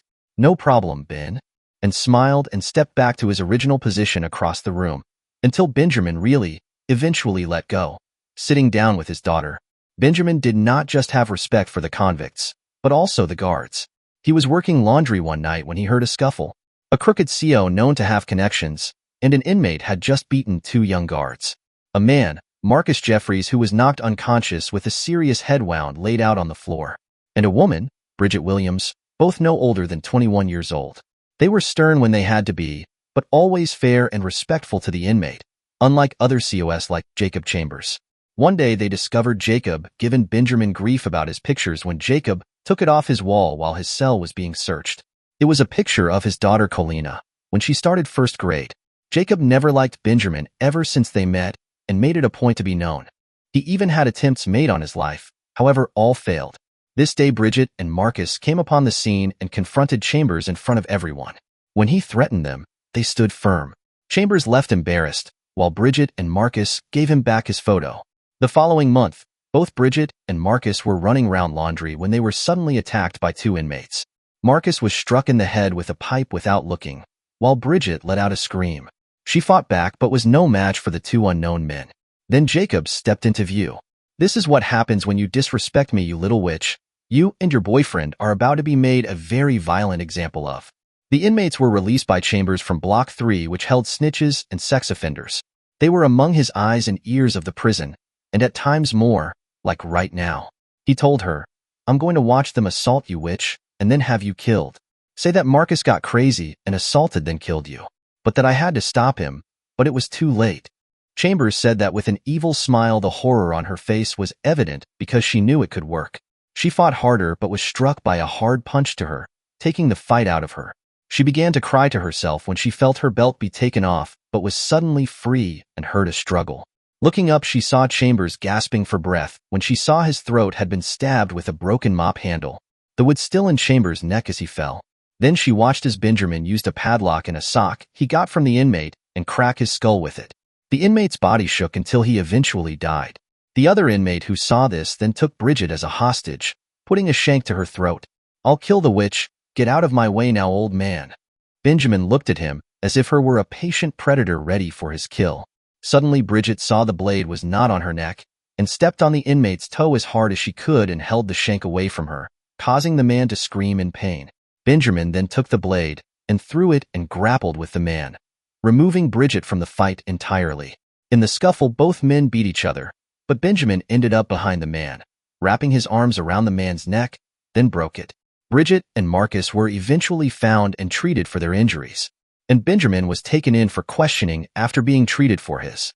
A prosecutor wanted to take Benjamin to trial for the triple homicide, but with evidence of corruption, motive, and witness testimony of Bridget, and the fact she was the governor's favorite niece, it was seen as an act of self-defense, gaining him respect for killing a crooked CO and 2 sex offenders, and for saving the lives of 2 honest officers from both COs and convicts. Benjamin looked at his daughter, not hiding his smile at all. "Look at you. You got so big. But I guess that happens in 20 years. Expecting a laugh, Ben sees that his daughter is sad. "Dad, I'm sorry for putting you in here. You are in here because of me. It's all my fault. I wish I never." Benjamin took his daughter's hand. "Don't ever say that. You understand. Look at me, Colina." Colina looked into her father's eyes like a lost child, trying to find her way home. "You are not here because of you, or anything you did. What happened was because of what I had done, and it was my choosing. I did what I had to do, and was of sound body and mind, and I would do it again if it meant protecting my family. So, hush with that noise, baby. I love you, and there wasn't a moment that I blamed you. Not from when I did it. Not from the moment I was placed in cuffs and put in the patrol car. Not from when I was sentenced in that courtroom. Not from when I first heard that cell door close, and not to now. I never blamed you, and never will. I love you, baby, and I will always protect you as long as I breath. Any father would do that for his child, and I'm no exception." Colleen shed tears when she heard that. "Thank you, Dad. You have no idea how long I needed to hear that. I was so guilty to visit you because I felt like it was my fault you were in here in the first place. I see how stupid I was about that now. Again, thank you for being there for me." Her father then took a frown to his face. "Megan told me about Mac, about the affair, all of it. Is it true, honey?" Colina lowered her head for a moment, then raised it back to see his eyes. "Yes, Daddy, it's true." A look of disappointment came from him. "I would want you to be better than that, honey. There is no excuse for hurting someone you love so much in such a disrespectful way." Colana shed a few tears as her father's words cut deep in her. "But you also found the courage of facing what you have done, and are doing the work to find out why you did it. You faced many demons from your past and are trying your best to make amends and hold yourself accountable. All to be a better person. Yes, Colleen, I'm disappointed in you for hurting Mac the way you did, but I'm so proud of you for facing the consequences of your action, facing your fears, and being a better and stronger person than you ever were." Her father's words hit their mark. Both negative and positive were made to help her and not hurt but to build, and she appreciated that. "You know, your mother was here last week. To think after all these years, she is still as beautiful as the day I met her." A smile came to Kalina's face. "She still knows how to kiss too." "Dad, I don't want to hear that. I mean, hey, how else you got here? I'm aware of the birds and the bees since you and Mom gave me and Megan that God talk." "Yeah, it was awkward." Both laughed at the memory. "I told her to divorce me when I was sentenced. That someone as beautiful as her doesn't deserve to be alone for a decade, but be with a man who will love, honor, and respect her. You know what that stubborn woman said?" Colina shook her head no. She said, "And he will have a place to come back home when his sentence is finished." I filed for divorce. It took a year, but it was done. In response, she sent me a photo of her in her wedding dress. My God, she was beautiful. She had the note, "First year, my love." She would send me the same photo with the same message, "Second year, my love." "Seventh year, my love." All up to last week. She came in her wedding dress. Last year, handsome. Benjamin reflected on the fact that his 20-plus year sentence was up, and that the governor pulled some strings to get him a profitable state job when he gets out. That beautiful, stubborn woman waited 20 years for me. God, I love her. Colleen shed a tear of the statement. It didn't surprise her. Her parents, Katie Ezekiel Reilly, and her father, Benjamin Scott Riley, were high school sweethearts, but knew each other since they were kids. They had her oldest sister when they were just 18. Yet despite the odds, their love and respect for each other only grew. They loved and raised their 2 beautiful girls and supported their family, and then some tear was indeed a rare love. Your mom and I are getting married next month, but I'll be home next week. I think we should go have a talk before we get to that. Make up for lost time. Also, if it is all right with you, I would like to go with you in one of your sessions your sister and mom keep telling me about. What do you think, Pumpkin? Colana smiled at the thought. I think I would like that. The guard announced it was time to leave. But before Benjamin left the table, Colina spoke. Dad, I have to tell you something. Carter has been in this frustrating state for 3 weeks. And it's been even longer since he's been trapped in this room. The insane part is how it is maintained and clean despite it being his prison. It was as if not matter what happened, the room would be clean every time he woke up, as if a cleaning crew came in while he slept. There were times he would act up, of course. One time he even threw his boldly waste due to the seclusion and isolation. He ended up getting the worst betting of his life so far. It cost him a semi-deaf ear from a ruptured eardrum. A nose broke on multiple occasions, toe broke ribs to name a few injuries. And his face was forced in his own waste as if he were a dog. He was forced to clean his area and showered.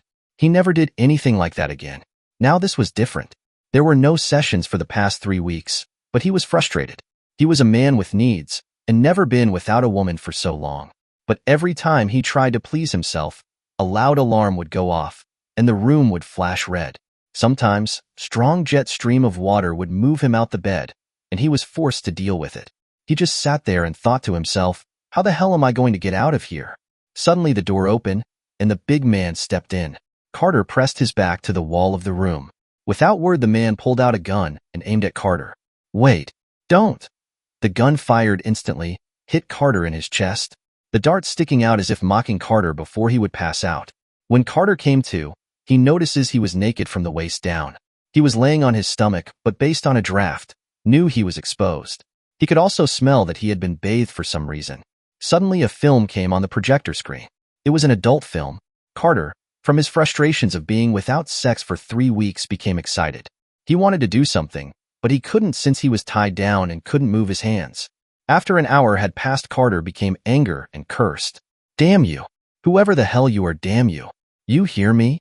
Suddenly he saw the door open. He was about to curse the big man as usual, but saw it was a beautiful woman in a nurse uniform with a bag with a red cross stitched on it. He could not see her face due to the surgical mask, but he could tell she was a beautiful woman. She had olive-colored skin and stood at 5 feet 5 inches. Lean, but had a thick waist. He also saw she had short-cut hair, but her hair lightly covered one of her eyes. She then approached him, while the movie continued. Listen, whoever you are, you must get me out of here. I can pay you whatever you want. Money is not an issue. Just, what are you standing there looking at me for? Get me out of. He sees that she is looking at his exposed naked body and makes his way behind him. Before he can respond, he feels her pleasuring him.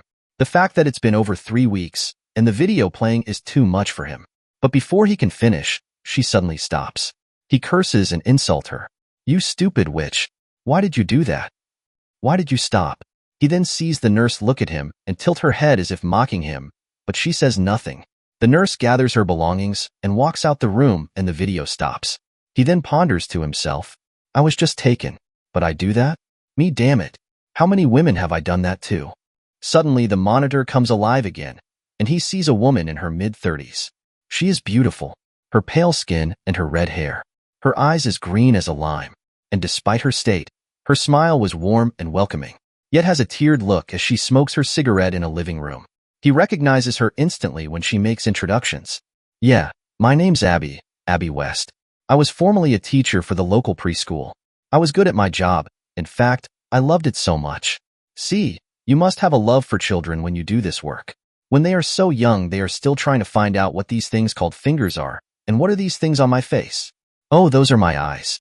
There is something beautiful in helping them learn in the beginning of their journey of life.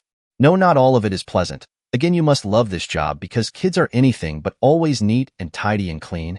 A slight laugh comes from her lips, yet it stops as soon as it began. My daughter, Christina, wanted to be a teacher as well. I had her very young, you see. I was 16 when I had her. She watched me when she was a child when I babysat her cousins and other kids. Her father was the guy I went to high school with.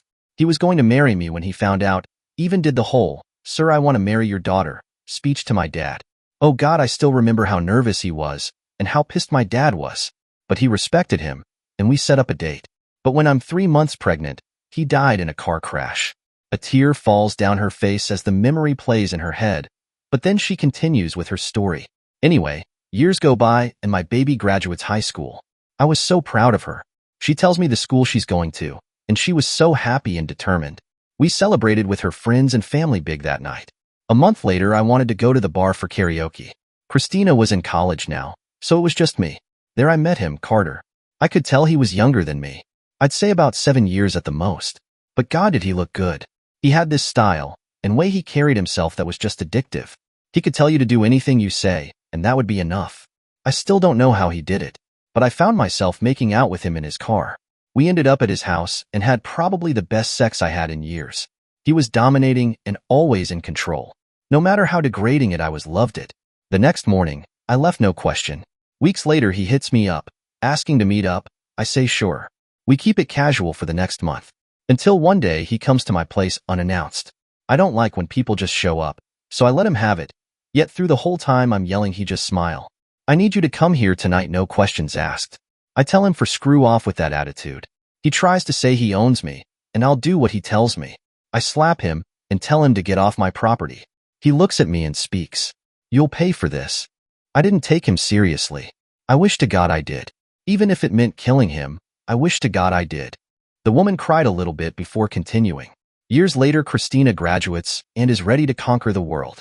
Has all her doctrines and masters, and not even out her mid-20s. I was so proud of her. She worked so hard and sacrificed so much. Then one day we are both homes. She had just finished her job interview at the press school, and she knocked it out the park. I get a text on my phone from a friend saying, "What is this, Abby?" I turn it on, and it is 2 videos. One of me having sex with Carter, and the other of my daughter having sex with Carter and another woman. From the looks of the cameras and angles, we were not aware we were being recorded. And Christina didn't really talk to me that much about her sex life. If she was safe, and if she only asked when she had a question, I was fine. I looked at my daughter and saw the horror in her eyes when she not only saw the video on her phone, but saw that it was now viral.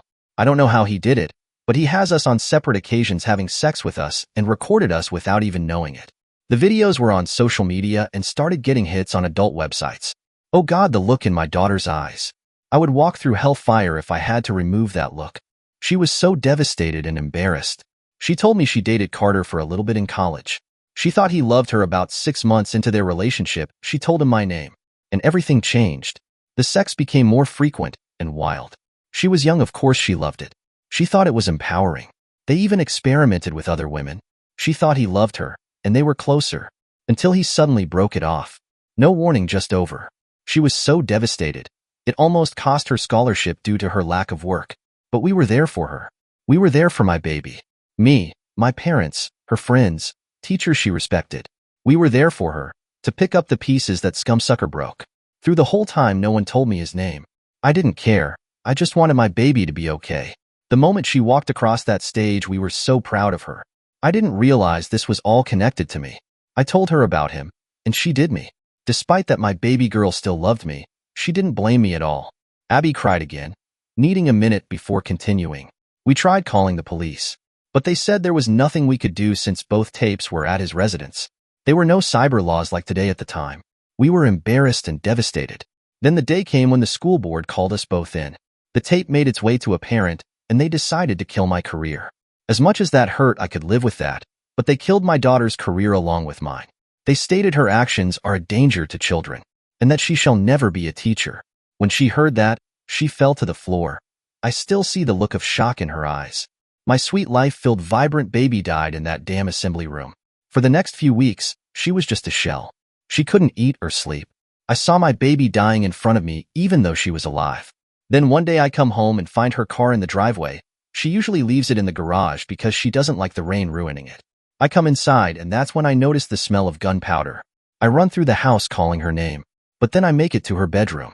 My baby, she used my... Abby broke down before she could continue. She was wearing her favorite dress I bought her. I called the ambulance, but I knew she was gone. All I could do was hold my baby. My beautiful baby. I saw a note that said, "Mama, I'm sorry for this. But they killed me when they said I can't be a teacher like you." That's all I ever wanted. I wanted to have lunch with you in the teacher's lounge of the school we both taught at, and tell my students how I get along at work with my mama. This is not your fault, Mom. Please believe me when I say I didn't know he recorded it. Goodbye, Mama. I'm leaving now to meet Daddy. I'll make sure we got space for you up there. I love you, Mom. Signed, your baby girl. Abby just cried and cried. My baby. Oh God, my baby. He could have just killed me if I hurt him so bad. But why? Why did he have to hurt my baby? She was innocent. I just can't. Abby just kept crying until the tape eventually stopped. Carter just laid there watching into nothing. He remembered both women and how selfish he was. He was so hurt that he wanted to hurt the mother who scorned him and the daughter who just wanted to love him. All because a mother he once had sex with had the audacity to tell him no. So, what does he do? He destroys her world. Carter then did the unthinkable. He cried out of genuine regret. I didn't think she would do that. I didn't know she did that. As Carter cried, he suddenly notices a piece of the mirror that wrapped around the room, revealing a camera. He then sees the monitor and sees himself in different angles, showing that what he had endured was recorded.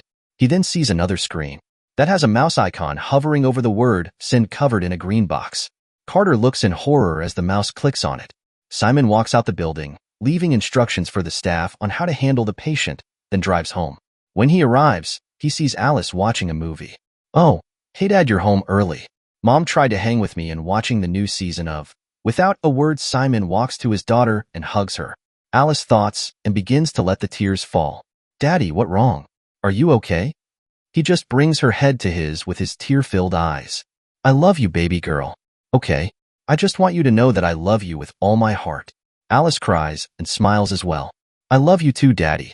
I'm sorry I scared you that night. It doesn't matter, baby. You are still here.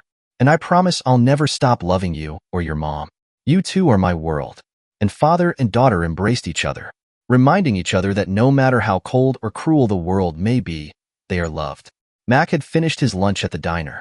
He thinks back these past few weeks. His involvement with helping the community as well as the church has given him purpose. He feels a drive that he once thought was gone when he lost Colina. Colina, the same wife that he loved with all his heart. Now he still loves her. Or the life of him, he doesn't understand why though. After everything she had done to him, why does he still love her? As he is lost in his thought, his guest arrives.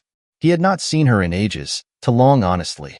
He could never forget everything they'd been through. On your feet, Marine. Mac embraces Megan in a tight and sincere hug. It's good to see you, Megan. You look good. Oh, stop. She looks at him after she hugs him again. It is good to see you again, Mac. For what it's worth, I'm sorry for what happened to you and Megan. Mac welcomed his old friend into his booth and ordered 2 sodas. So, what prompted you to call this meeting, Megan? Megan took a breath. It's about Colina. She's been going through a lot lately, Mac. Mac's face looked stern. You don't say? Well, I'm sure she will seek the help she needs. And I will pray for her. Come on, man, don't do this. Don't do what exactly, Megan? Ignore the fact that the woman who I loved with every fiber of my being hurt me so deep that I walked away from the priesthood for a bit, that I cried myself to sleep countless nights wondering why I wasn't good enough? Like, wow, how terrible was I that of all people she chooses to have an affair with? She chooses the egotistical narcissistic jerk that rubs my face in it and tells me every deplorable graphic thing he does to my wife, while hiding his intent behind confession. But you want to know something really dumb? That after crushing my heart and everything she and that despicable human being put me through, I still care for her. Isn't that stupid? After all I went through with her, I still care about Colina. You know I still haven't signed the papers yet. You know why? Because it still doesn't feel real that she's sent there anymore. That she is gone. But how can you care for someone who's still gone? I still see her in the kitchen, smiling, making my glass of juice. Still see her smile, wishing me a good day, letting me know everything is all right. I still hear her jokes. I hear and feel all of that. And it hurts Megan. It hurts like hell. Mac tires to fight the tears, but Megan comes to his side of the booth and holds him. It's okay, soldier, I got you. Mac then let all the pain he was holding it so that he didn't let out go. Every tear he did not let out. Every scream he could not yell. Every memory of good times that now seemed like a lie. The fact that he lost his wife to such a scoundrel, Mac, after all this time focusing on helping and being there for others, finally had someone there for him. What's wrong with me? The words cut Megan deep, hearing her friend, in arms in such a state. She can only imagine the pain he is in. She just holds him as he cries. Sergeant Mac McClanahan, there is nothing wrong with you. You saved the lives of many soldiers, mine included. You made sure we made it home to our families and loved ones when we didn't think it possible. You killed that piece of crap who took pleasure in killing so many of our soldiers. When he was about to burn me alive as he did her for, your bullet stopped him from lighting that Zippo. So, no Mac, there is nothing that is wrong with you. My little sister is an idiot, that's all. I'm sorry she hurt you. I came here to ask a question, but right now, we are going to wait here and let you demons and pain out, no matter how long it takes. The diner is empty, just us soldiers helping the other in battle. I got your six like you got mine. So, bunkin' soldiers, let it out. And so, Mac did just that. He cried, he yelled, he cursed all of it to finally let go of all the pain he had been holding inside of him. About 20 minutes later, Mac had shed his tears. He wiped his face and gathered himself. He took a sip of his soda and spoke. Thank you, Corporal Megan, really. I needed that. Megan smiled. We all do at some point. Can I share my proposal, Mac? Mac nodded his head. His face was now calm despite the presence of tears. Colina has been seeing a therapist for the past 3 months. Since everything went the way it did, she has made real progress, Mac. She wants to know if she can see you and talk. This is not a means of getting back together, Mac. She knows that is not an option. She kicks herself with the fact every day. She has news that she wants to share with you. Things that happened before you met and things that happened after. That's all, Mac. Would you be a light if she could see you and talk? Any place of your choosing. If you don't want to, she will leave you alone, no questions asked, and will never bother you again. Mac thought about it. Thinking about the pros and cons of this, would he benefit from this? Is this some kind of trap? Could he really move on? These questions and others filled his head. Finally, what felt like forever, he responded. The church in North Avenue is closed on Saturday, but the bishop will let me use it. Tell her we can meet there. The two friends then got up and embraced each other again. Thank you, Mac. I really appreciate this. For all of it. Hey, we got each other's six, right? Mac walked Megan to her car. Take care of yourself, Mac. And remember, there is nothing wrong with you. Mac waved as she drove off, and he went home to prepare for the eventual meeting with his wife, whom he had not seen in 3 months. Mac woke up in a park bench. He wondered how he got there. The further he walked, he noticed that despite it being night, the sky looked like something of a cartoon. The moon looked bigger than usual, and the stars looked like they were in the stratosphere itself. Something is off. No kidding, Crayon Eater. Mac knew that voice, but it was impossible, because the person who it belonged to was dead. Mac slowly turned around to see his best friend, his brother in the Corps. Tears fell from his eyes as he spoke the name, Rico? The young man smiles back to his friend wearing his cami, his signature smiles evident. Hey brother, you look like you've been through it. Mac hugged his best friend. I missed you, man. Why? How? I'm sorry, man. I'm so sorry I couldn't save you. I should have watched the roofs better. I should have found the guy. I should. Calm the hell down would be a start, brother. Relax, let's catch up. The two soldiers sat, Mac now noticing he has his cami on as well. So, Megan, huh? I'm sorry, man. You didn't deserve that. Mac drank his beverage that suddenly appeared. No, I did not. You used to make fun of me when I got religious. Look at you, the white boy padre. Both men laughed. I'm sorry, I swear if you apologize again, man, I'm going to hurt you in your own dream. Mac laughed. I miss you, man. I wish you were here to help me through this shit. Last I checked, you already have that. You're meeting her later, in fact. Mac was about to speak. There is nothing to forgive, Carnal. You made it home. That's what I wanted. I just want you to do something for me, though, okay? What is that? To live, Carnal. To live. Mac then saw his friend walk to his truck in the meadow. Rico waits. I got your six, Carnal. Remember that I always got your six. It was dawn when Mac woke up. He felt a calmness he never expected. He was ready. He said a prayer to God and a thank you to his friend, then made his way to the church. Colina stepped through the doors of the church. It was still beautiful despite the past 100 years it had been around. It was where she and Mac were married after all. She recalled the wedding. How nervous she was, wondering if she had made the right decision. It was when she walked down that aisle and saw Mac in his suit. A smile that warmed her heart with such love and compassion. She knew then. Hello, Colina. Colina froze when she heard Mac's voice. It had been over 4 months since she last heard it. She wanted to run to him, but held off due to her love and respect for him. Mac, thank you for allowing this. It is good to see you. Please sit with me. I have a lot to tell you. And not just what you already know. Mac sat next to her on the front bench of the church. Mac, you will never know how much it pained me to hurt you like this. From my heart and soul, I am sorry. I have no excuse for what I did. All the lies and pain I caused you is inexcusable.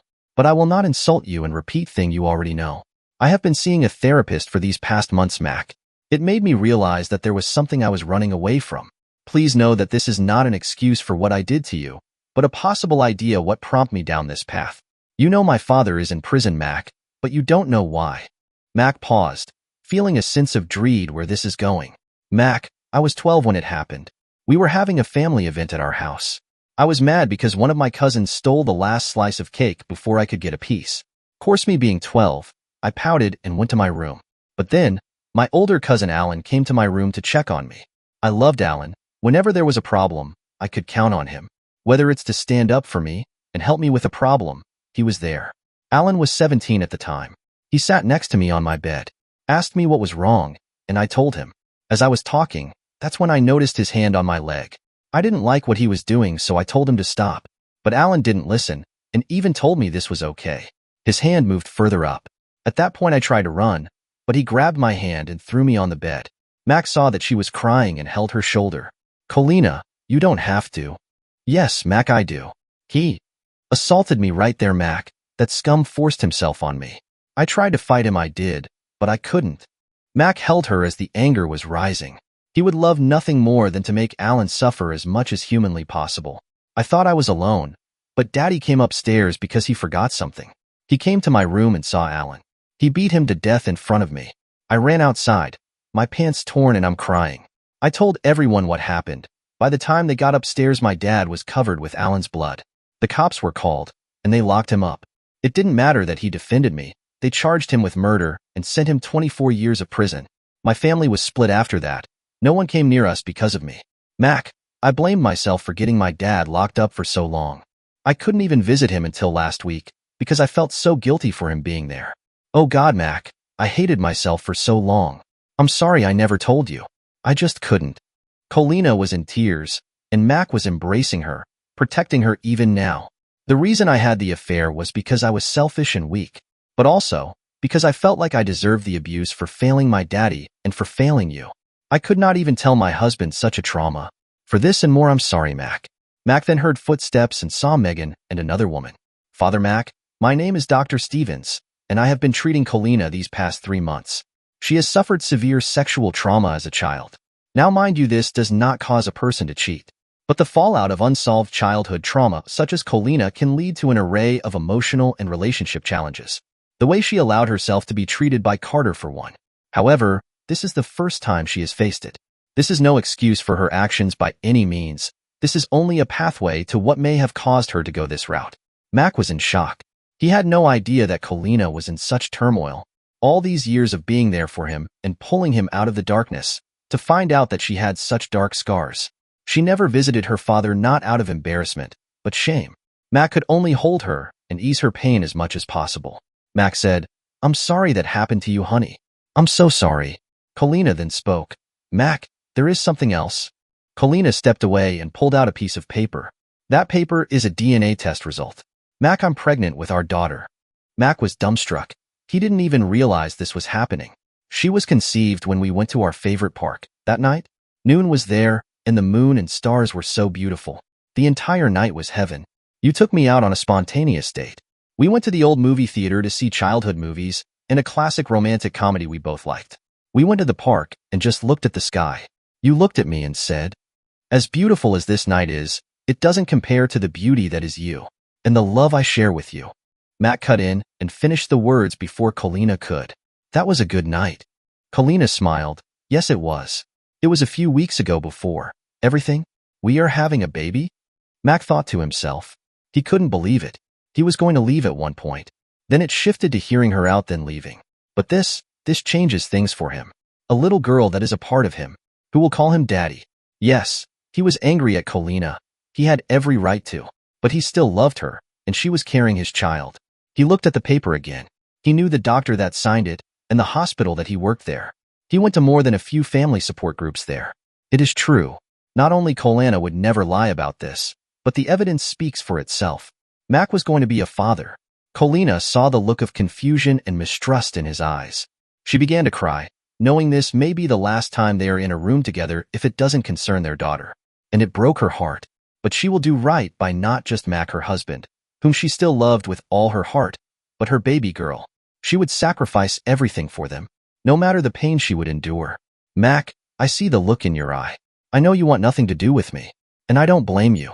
All I ask is that you don't abandon our baby girl. Colina began to sob as she continued. Hate me all you want if you must. Just be there for her. Don't let her be me. I promise I will do whatever you want. God, I love you, Mac, and I want you in my life. But I understand if you never want to see me again, but Mac, just, please. Colina was hugged and kissed passionately by Mac. She was shocked at first, but then returned the kiss with equal passion. Mac removed his list and spoke. Come home. I can't lie, you hurt me. And for a while I didn't want your back, yet I can't stop thinking about you. Know that if you ever hurt me again, that is it for us. For now, honey, are you ready to come home?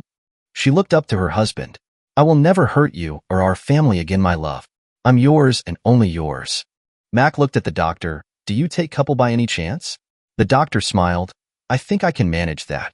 The following months, both Mac and Colina began the journey that would rebuild their marriage. To say it was difficult was an understatement. The emotional barrage and reality were revised again. The graphic and painful details of Colina's affair, added with the trauma and loss of Mac's best friend during the war, and the cruelty of Carter took its toll. But despite every emotional session, despite every scream and shout of anger, Mac and Colina always left together. And if there were pieces broken away from either spirit, their spirits would be rebuilt stronger, and it just meant their love and devotion together grew stronger. In time, they were willing and able to tell each other's darkest secret. Colina shared how she felt such shame in being used by such a cruel man, and how she was terrified, how she thought Mac was going to kill Carter but destroy himself. Mac shared how he had Carter in his scope sights numerous times when he came back to town, yet something always kept him from pulling the trigger. They talked more about Colina's sexual abuse and how her guilt of what happened to her father inclined her to feel that she deserved the way Carter treated her. Yet they shared it all. When one cried, the other was there to wipe away the tears. Colina witnessed the toll she had committed, and she held herself accountable and put all her love and being to do right by Mac. Mac saw and felt this love, and after realizing the cruelty she endured, he swore to protect her and remind and show her how much he loves her in every way possible. The doctor then brought up the situation of sex and Carter. Both Mac and Colina were nervous about this, but with hands held, they listened to the doctor's words.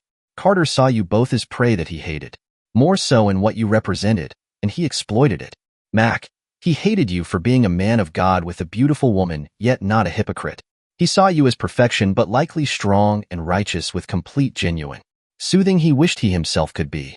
Colina, he saw the loving, faithful wife that one only sees in movies. A woman beautiful inside and outside. You both represented in his mind what he could never have. So, he sought to destroy it. What you two being here now has shown that despite his best effort, he has failed. These wounds are far from healed, mind you, but they are no longer gaping. The tool he used to do this is sex, and it is with you that will help you mend. Mac, he would mock you telling you how he defiled your wife. Mac felt slight anger begin to build, but listen. Colina, he used his dominating personality to mend you to your will, yet left you broken and discarded. Shame hit Colina as she listened to the doctor's words, but she stayed firm. Yet you both are still here, hand held together. I want to tell you how your love and bodies can now grow, and the lust for each other should feel no shame. Mac, correct me if I'm wrong, but doesn't the Bible say soothing about sex between husband and wife? I believe it is Genesis 2:25. And the man and his wife were both naked and were not ashamed. Mac smiled. Correct, Mac. The point is being naked means being vulnerable to each other. Mac, you are a wonderful lover to her, no question. But Colina, you must not be ashamed of you wanted the man you loved. You wasted something in you on one who could care less. It was good, yes, but like a narcotics addict, it left you lost and empty. Share that with the man you love so that you can be whole again, no matter how erotic.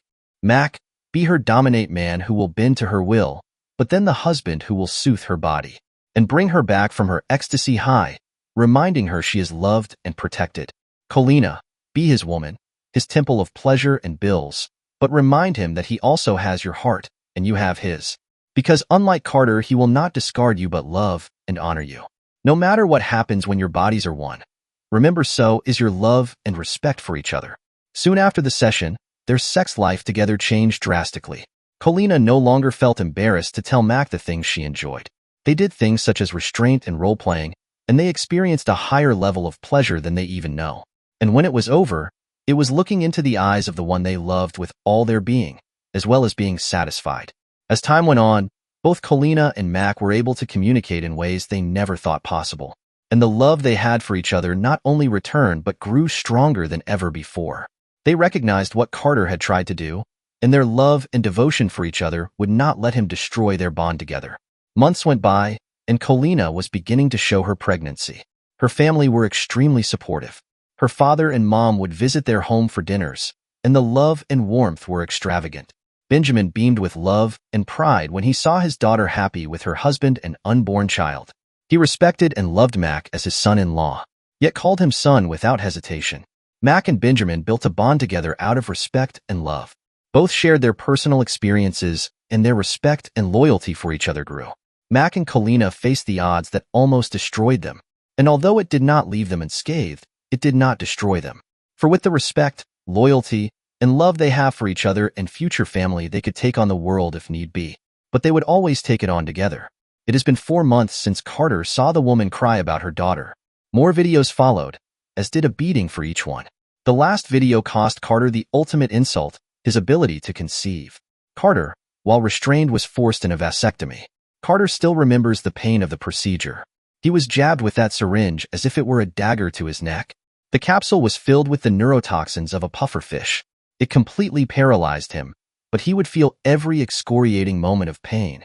He thinks back as he couldn't even scream, just give a loud, constant grunting sound. But the pain of it all, the first cut, the removal, and the stitching back together, he felt it all. Not only to be traumatized from the pain, but the thought knowing that he had done so much wrong to so many. The idea of him having children could never be accepted. The scar was cleaned, and antibiotics were given to prevent infection. But nothing was done about the pain. And now, he waits in the medical room. Another healed scar on his perfectly muscled body. Yet now it has the physical scars to match his heart. He sits in the room, a broken man, thinking of all the lives he has destroyed as he is reminding of them by the scars he now has. Each scar a story of his cruelty and selfishness. Each scar a tale of lives destroyed by his pride. A tear falls, followed by another, until he eventually sobbing in his eyes. "Oh God, what have I done?" As if on cue, the big man in black suddenly enters the room and aims his gun. Wait. The gun fires the dart into his chest and Carter slumps to the ground. Carter then awoke on a park bench, the same suit he had on when he was first taken. The suit looked like it had been freshly cleaned. Carter noticed it was a little baggy with the amount of fat he lost, muscle taken its place. While he was gathering his bearing, he saw 2 cops approach him. Immediately he ran to them. "Police. Oh, thank God. You have got to help me. This big guy in black suit tortured me for months.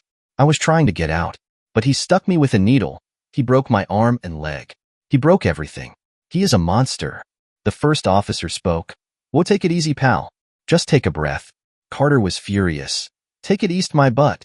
I'm telling you what happened to me, and your response is take it easy. Screw you flat-foot shithead. I'll show you easy." In a rage, Carter pushed the officer, which resulted in him being taken into custody. They ended up taking him to the hospital for possible injuries and for a psychological evaluation. Mac was in the delivery room, dressed in his usual attire except for wearing PPE as well. Colina had just given birth to a beautiful baby girl. Even though the birth was early, both mother and daughter were healthy. Mac could barely contain his tears when he held his daughter. He looked at the exhausted smile Colina had given him, tears falling off her face. "She is so beautiful, Colina. Thank you for bringing her to us. Thank God for this." He then gently kisses her. "I love you, Colina. I love you both with all my heart. I love you too, Mac. We both do with all of ours." The couple just basked in the moment. "We have to give her a name, you know?" Colina said. "How about Joan? Like Joan of Arc? I think this one is a fighter due to the fact she couldn't wait to get out. Not to mention she is on the stubborn side. She gets it from you just so we are aware." Mac laughed before he handed his daughter back to her mother and kissed them both. Wouldn't have it any other way. Colina's family was in the waiting area when Mac told them both mother and daughter were okay. Colina's mother Kate screamed and cried tears of joy of the news. Despite being in her early 50s, she was still beautiful with her fit 5 feet 4 inches lean figure, hugging and kissing Mac on his cheek. "Oh, thank God, my baby and granddaughter are okay." Benjamin shed a few tears and hugged Mac. "Thank you, Mac. I love you, son. Take care of my baby and granddaughter for me." Mac looked at him with a determined yet reassuring look. I'll love with all my heart and protect them with my life. Megan just gave Mac a long hug. No words were said because there was no need for them. This past year was a roller coaster of emotions. The friends just looked at each other and gave a smile of thanks and love. At the celebration, Doctor approached Mac. Father McClanahan, I apologize for interrupting, but may I speak to you for a moment? Mac assured his family and nodded. When they were out of hearing shot, the doctor spoke. First, congratulations, Father Mac. Thank God your wife and daughter are alive. Mac smiled. Yes, indeed. I thank God for that. Thank you. Father, we recently have a patient in the mental ward. He claimed he was kidnapped and attacked for a year. He has no injuries. However, there is evidence that his body has suffered some trauma he recovered from. He is talking in a circle, yet he seems to be normal despite the claims he is making. I see you are in your attire already, and I'm only asking, could you talk to this patient until the mental health specialist arrives to keep him calm? Mac thought about it. His wife was asleep with the baby now, and the rest of the family was heading home. Mac could join his wife and daughter later. Sure, it shouldn't be a problem. Lead the way. When Mac arrived at the room, his blood ran cold. He did not expect to see this man. Last he heard, he was heading out of town to avoid getting killed a year ago. The man then saw Mac's face and had a mixture of shock and terror on his face. But then the man's face seemed to turn into a form of acceptance. I'll take it from here, nurse, thank you. Of course, Father Mac. When both the nurse and doctor left, Mac walked to Carter. But before he could say anything, Carter spoke. I understand. If you're going to kill me, I understand. With everything I have done, I don't blame you. Mac was surprised at the statement. The man he remembered was an arrogant, prideful man. He felt he was better than everyone else just for existing. This man was beaten and defeated. Despite it being a very strong though once upon a time, I think I'll pass. Mac then spoke in a hard yet slow voice. The things you have done to me, to my wife, I almost killed you for that. Why? Why such hate to someone that you never met? Mac was surprised when he saw tears fall from Carter's face. Because I'm a horrible excuse of a human being who cared about only himself. And if God was smart, he would just let me die before I destroy another life. Mac was taken aback by Carter's words as he cried in front of him. He then listened in awe of what Carter had been through this year. The torture, the abuse, and the videos. But when he got to the girl who unlived herself, he broke down completely. All the tears he held back due to pride and reluctance, he had finally let the tears and pain flow through him. And Mac did something he thought he would never do, held on to Carter to comfort him. Father, she was innocent. I broke her mother's heart by breaking her daughter first. Oh God, forgive me. Carter just cried and cried. Mac just looked at him. If I could take it back, I would. All the bad things I did to her, to you and your wife. Father, I'm so sorry for all of it. You didn't deserve it. I deserve your hate, Father. I deserve your curses. I even deserve your bullet. Eye for an eye, tooth for a tooth, right? I just wish she never did that to herself. She loved me, Father, and I just used her to hurt her mother. I never thought she would. Carter broke down before he continued. I don't want this anymore. I can't be like this anymore, Father. I can't ruin and destroy any more lives. Oh God, if you hear me, I'm sorry. I'm sorry for hurting your children like this, all of them. God, please forgive me. Max smiled. If we confess our sins, he is faithful and just to forgive us our sins and to cleanse us from all unrighteousness. Carter looked confused in his tears. Mac spoke. John 1 verse 9, another of my favorites as well. Mac turned to walk out of the room, but then stopped at the door and turned back to Carter. I forgive you, Carter Harrison, for destroying my family, but know that God forgives you as well. May you find the peace you are looking for in his light. Before Mac could leave, Carter spoke up. Wait, Mac turned back towards him. Do you have a pen and paper? Mac provided him with both, and Carter wrote on the pad, giving it back to Mac. Call this number tomorrow morning. It is my lawyer. He will give you instructions on my behalf. Please know this is no trick. You can bring your own lawyer or even police if you don't like it. Just please call the number. It's the only good thing I've done in God knows how long. Mac took his advice and wished him good night before heading back upstairs with his family. The following day, Mac told Kalina what happened the other night. At first, she was worried that this may break them up again.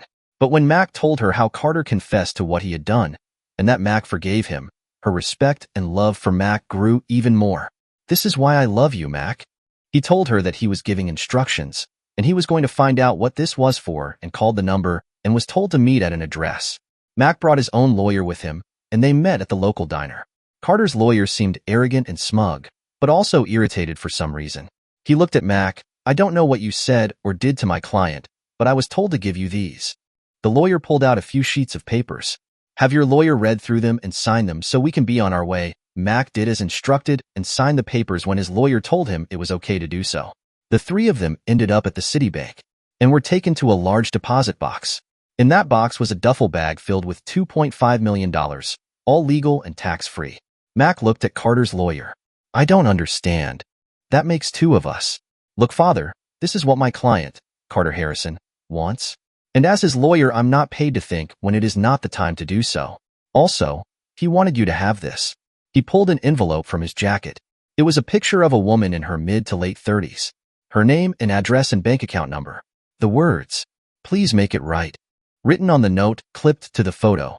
Across the country, Abby West was coming home from work. She took a breath and a short prayer before entering the home she found her daughter in. She was alone now, didn't have time for anyone. She was helping her parents as much as she could, but the bills were piling up. She decided to look at her account. Suddenly, there was a text with an unknown number that said, "I'm sorry," and then another text showing that she had just had $250,000 deposited in her bank account. She nearly fell on her floor when she saw and verified it. She just cried saying, "Thank you, God. Thank you." In another state, a young teenager comes home from school with her uncle waiting for her. She wonders what's going on when the uncle tells her that they can now move to a better place, and that when she is 18, she will be given $180,000 to help her start her adult life with less of a load. Apparently, a lawyer came by and gave them the news by an unknown donor. All legality settled, no questions asked. She was speechless, but happy with her loving in-laws. She could finally move away from the place that took her parents and finally start over again. The next few months, the officially opening of the new orphanage campus that could house over 10,000 kids and young adult was open. It wasn't supposed to be open for another 7 months due to its lack of $500,000 in funds. But with $2 million, it was completed in half that time. The best teachers in the country, as were his guidance counselors for MAC other programs, could now be employees, and a positive change for the orphan children who would now live here. As Father Mac closed his speech with the following, "We would not be here today if not for the donations of a very caring individual. I admit I had my doubt of this person, but by seeing what they have done here today, I am reminded that God sees the true good and beauty in people, even when we don't. So, on behalf of everyone here, I say thank you." In the back of the applauding crowd, a lone man stood silent. He wore regular jeans and a long-sleeve shirt and black casual shoes. A smile hid his face as he walked away. He spoke to himself as he moved, "Finally did something right." Later that day, Mac and Colina walked with their daughter to the park, where it all began. Their first meet, where they conceived Joan, and now back full circle to Joan's first day out. Mac looked at his wife as she stood beautifully in her yellow sundress, the wind lifting it just right above her calf. He sees the smile his daughter gives when he leans in to kiss her. He sees his family and just smiles. Colina sees this and asks with a smile, "What is it?" She asked. Mac just holds her and brings his lips to hers. "Just that I love you both so much. And I'm just thankful I didn't lose this." He nudges to her and the baby. Colina kisses him back. "That make two of us." She kisses him back. "We love you too, baby. We love you too." And Mac, for the first time in ages, enjoys the sunset and feels it joy and peace that had once left him. As he sits with his family, and the new possibilities and future memories of them play in his head. As his wife leans her head on his shoulder, and his daughter sleeps in the stroller, he says to himself, "Thank you, God, for the blessing you have bestowed upon me." Rebecca places the flowers on the grave of her late husband. She saw his engraved picture on the stone. It was the one where he was smiling at his high school graduation, and she had just said yet to marrying him. A tear fell, but her smile also showed. "Hey, handsome, just wanted to tell you that I'm sorry for everything. You didn't deserve that pain I gave you. I so wish I could hold you again. I would give anything for that chance. I'm also sorry for hurting myself, baby. I just wanted to be with you so much. I almost lost you twice after everything that happened. I just love and miss you so much. I promise I won't be so selfish this time. I will love our little angel for both of us." "Mommy, why you cry?" A little boy spoke as Matt carried her to the grave. "Just talking to Daddy, baby. You were born after he went to heaven, remember?" When Alice attempted to end it, she nor anyone at the time knew she was a month pregnant. They were able to save both her and the baby due to Simon acting as fast as he did. When Brian Jr. was born, she had a test done immediately. When they said it was Brian's, she burst into tears of joy, thankful of the news. Immediately, and truly began her journey to heal not just for her, but now her son. The final gift her love Brian gave to her before he was gone. She now looked at her adorable son with a loving smile a mother could give. Oh, okay. Mommy? Grandpa? Will you tell me what Daddy was like? Simon and Rebecca shed tears. Absolutely. Rebecca's kissed her son's forehead as she answered, absolutely. Dear listeners, please share your thoughts in the comments section below and don't forget to like, share, and subscribe.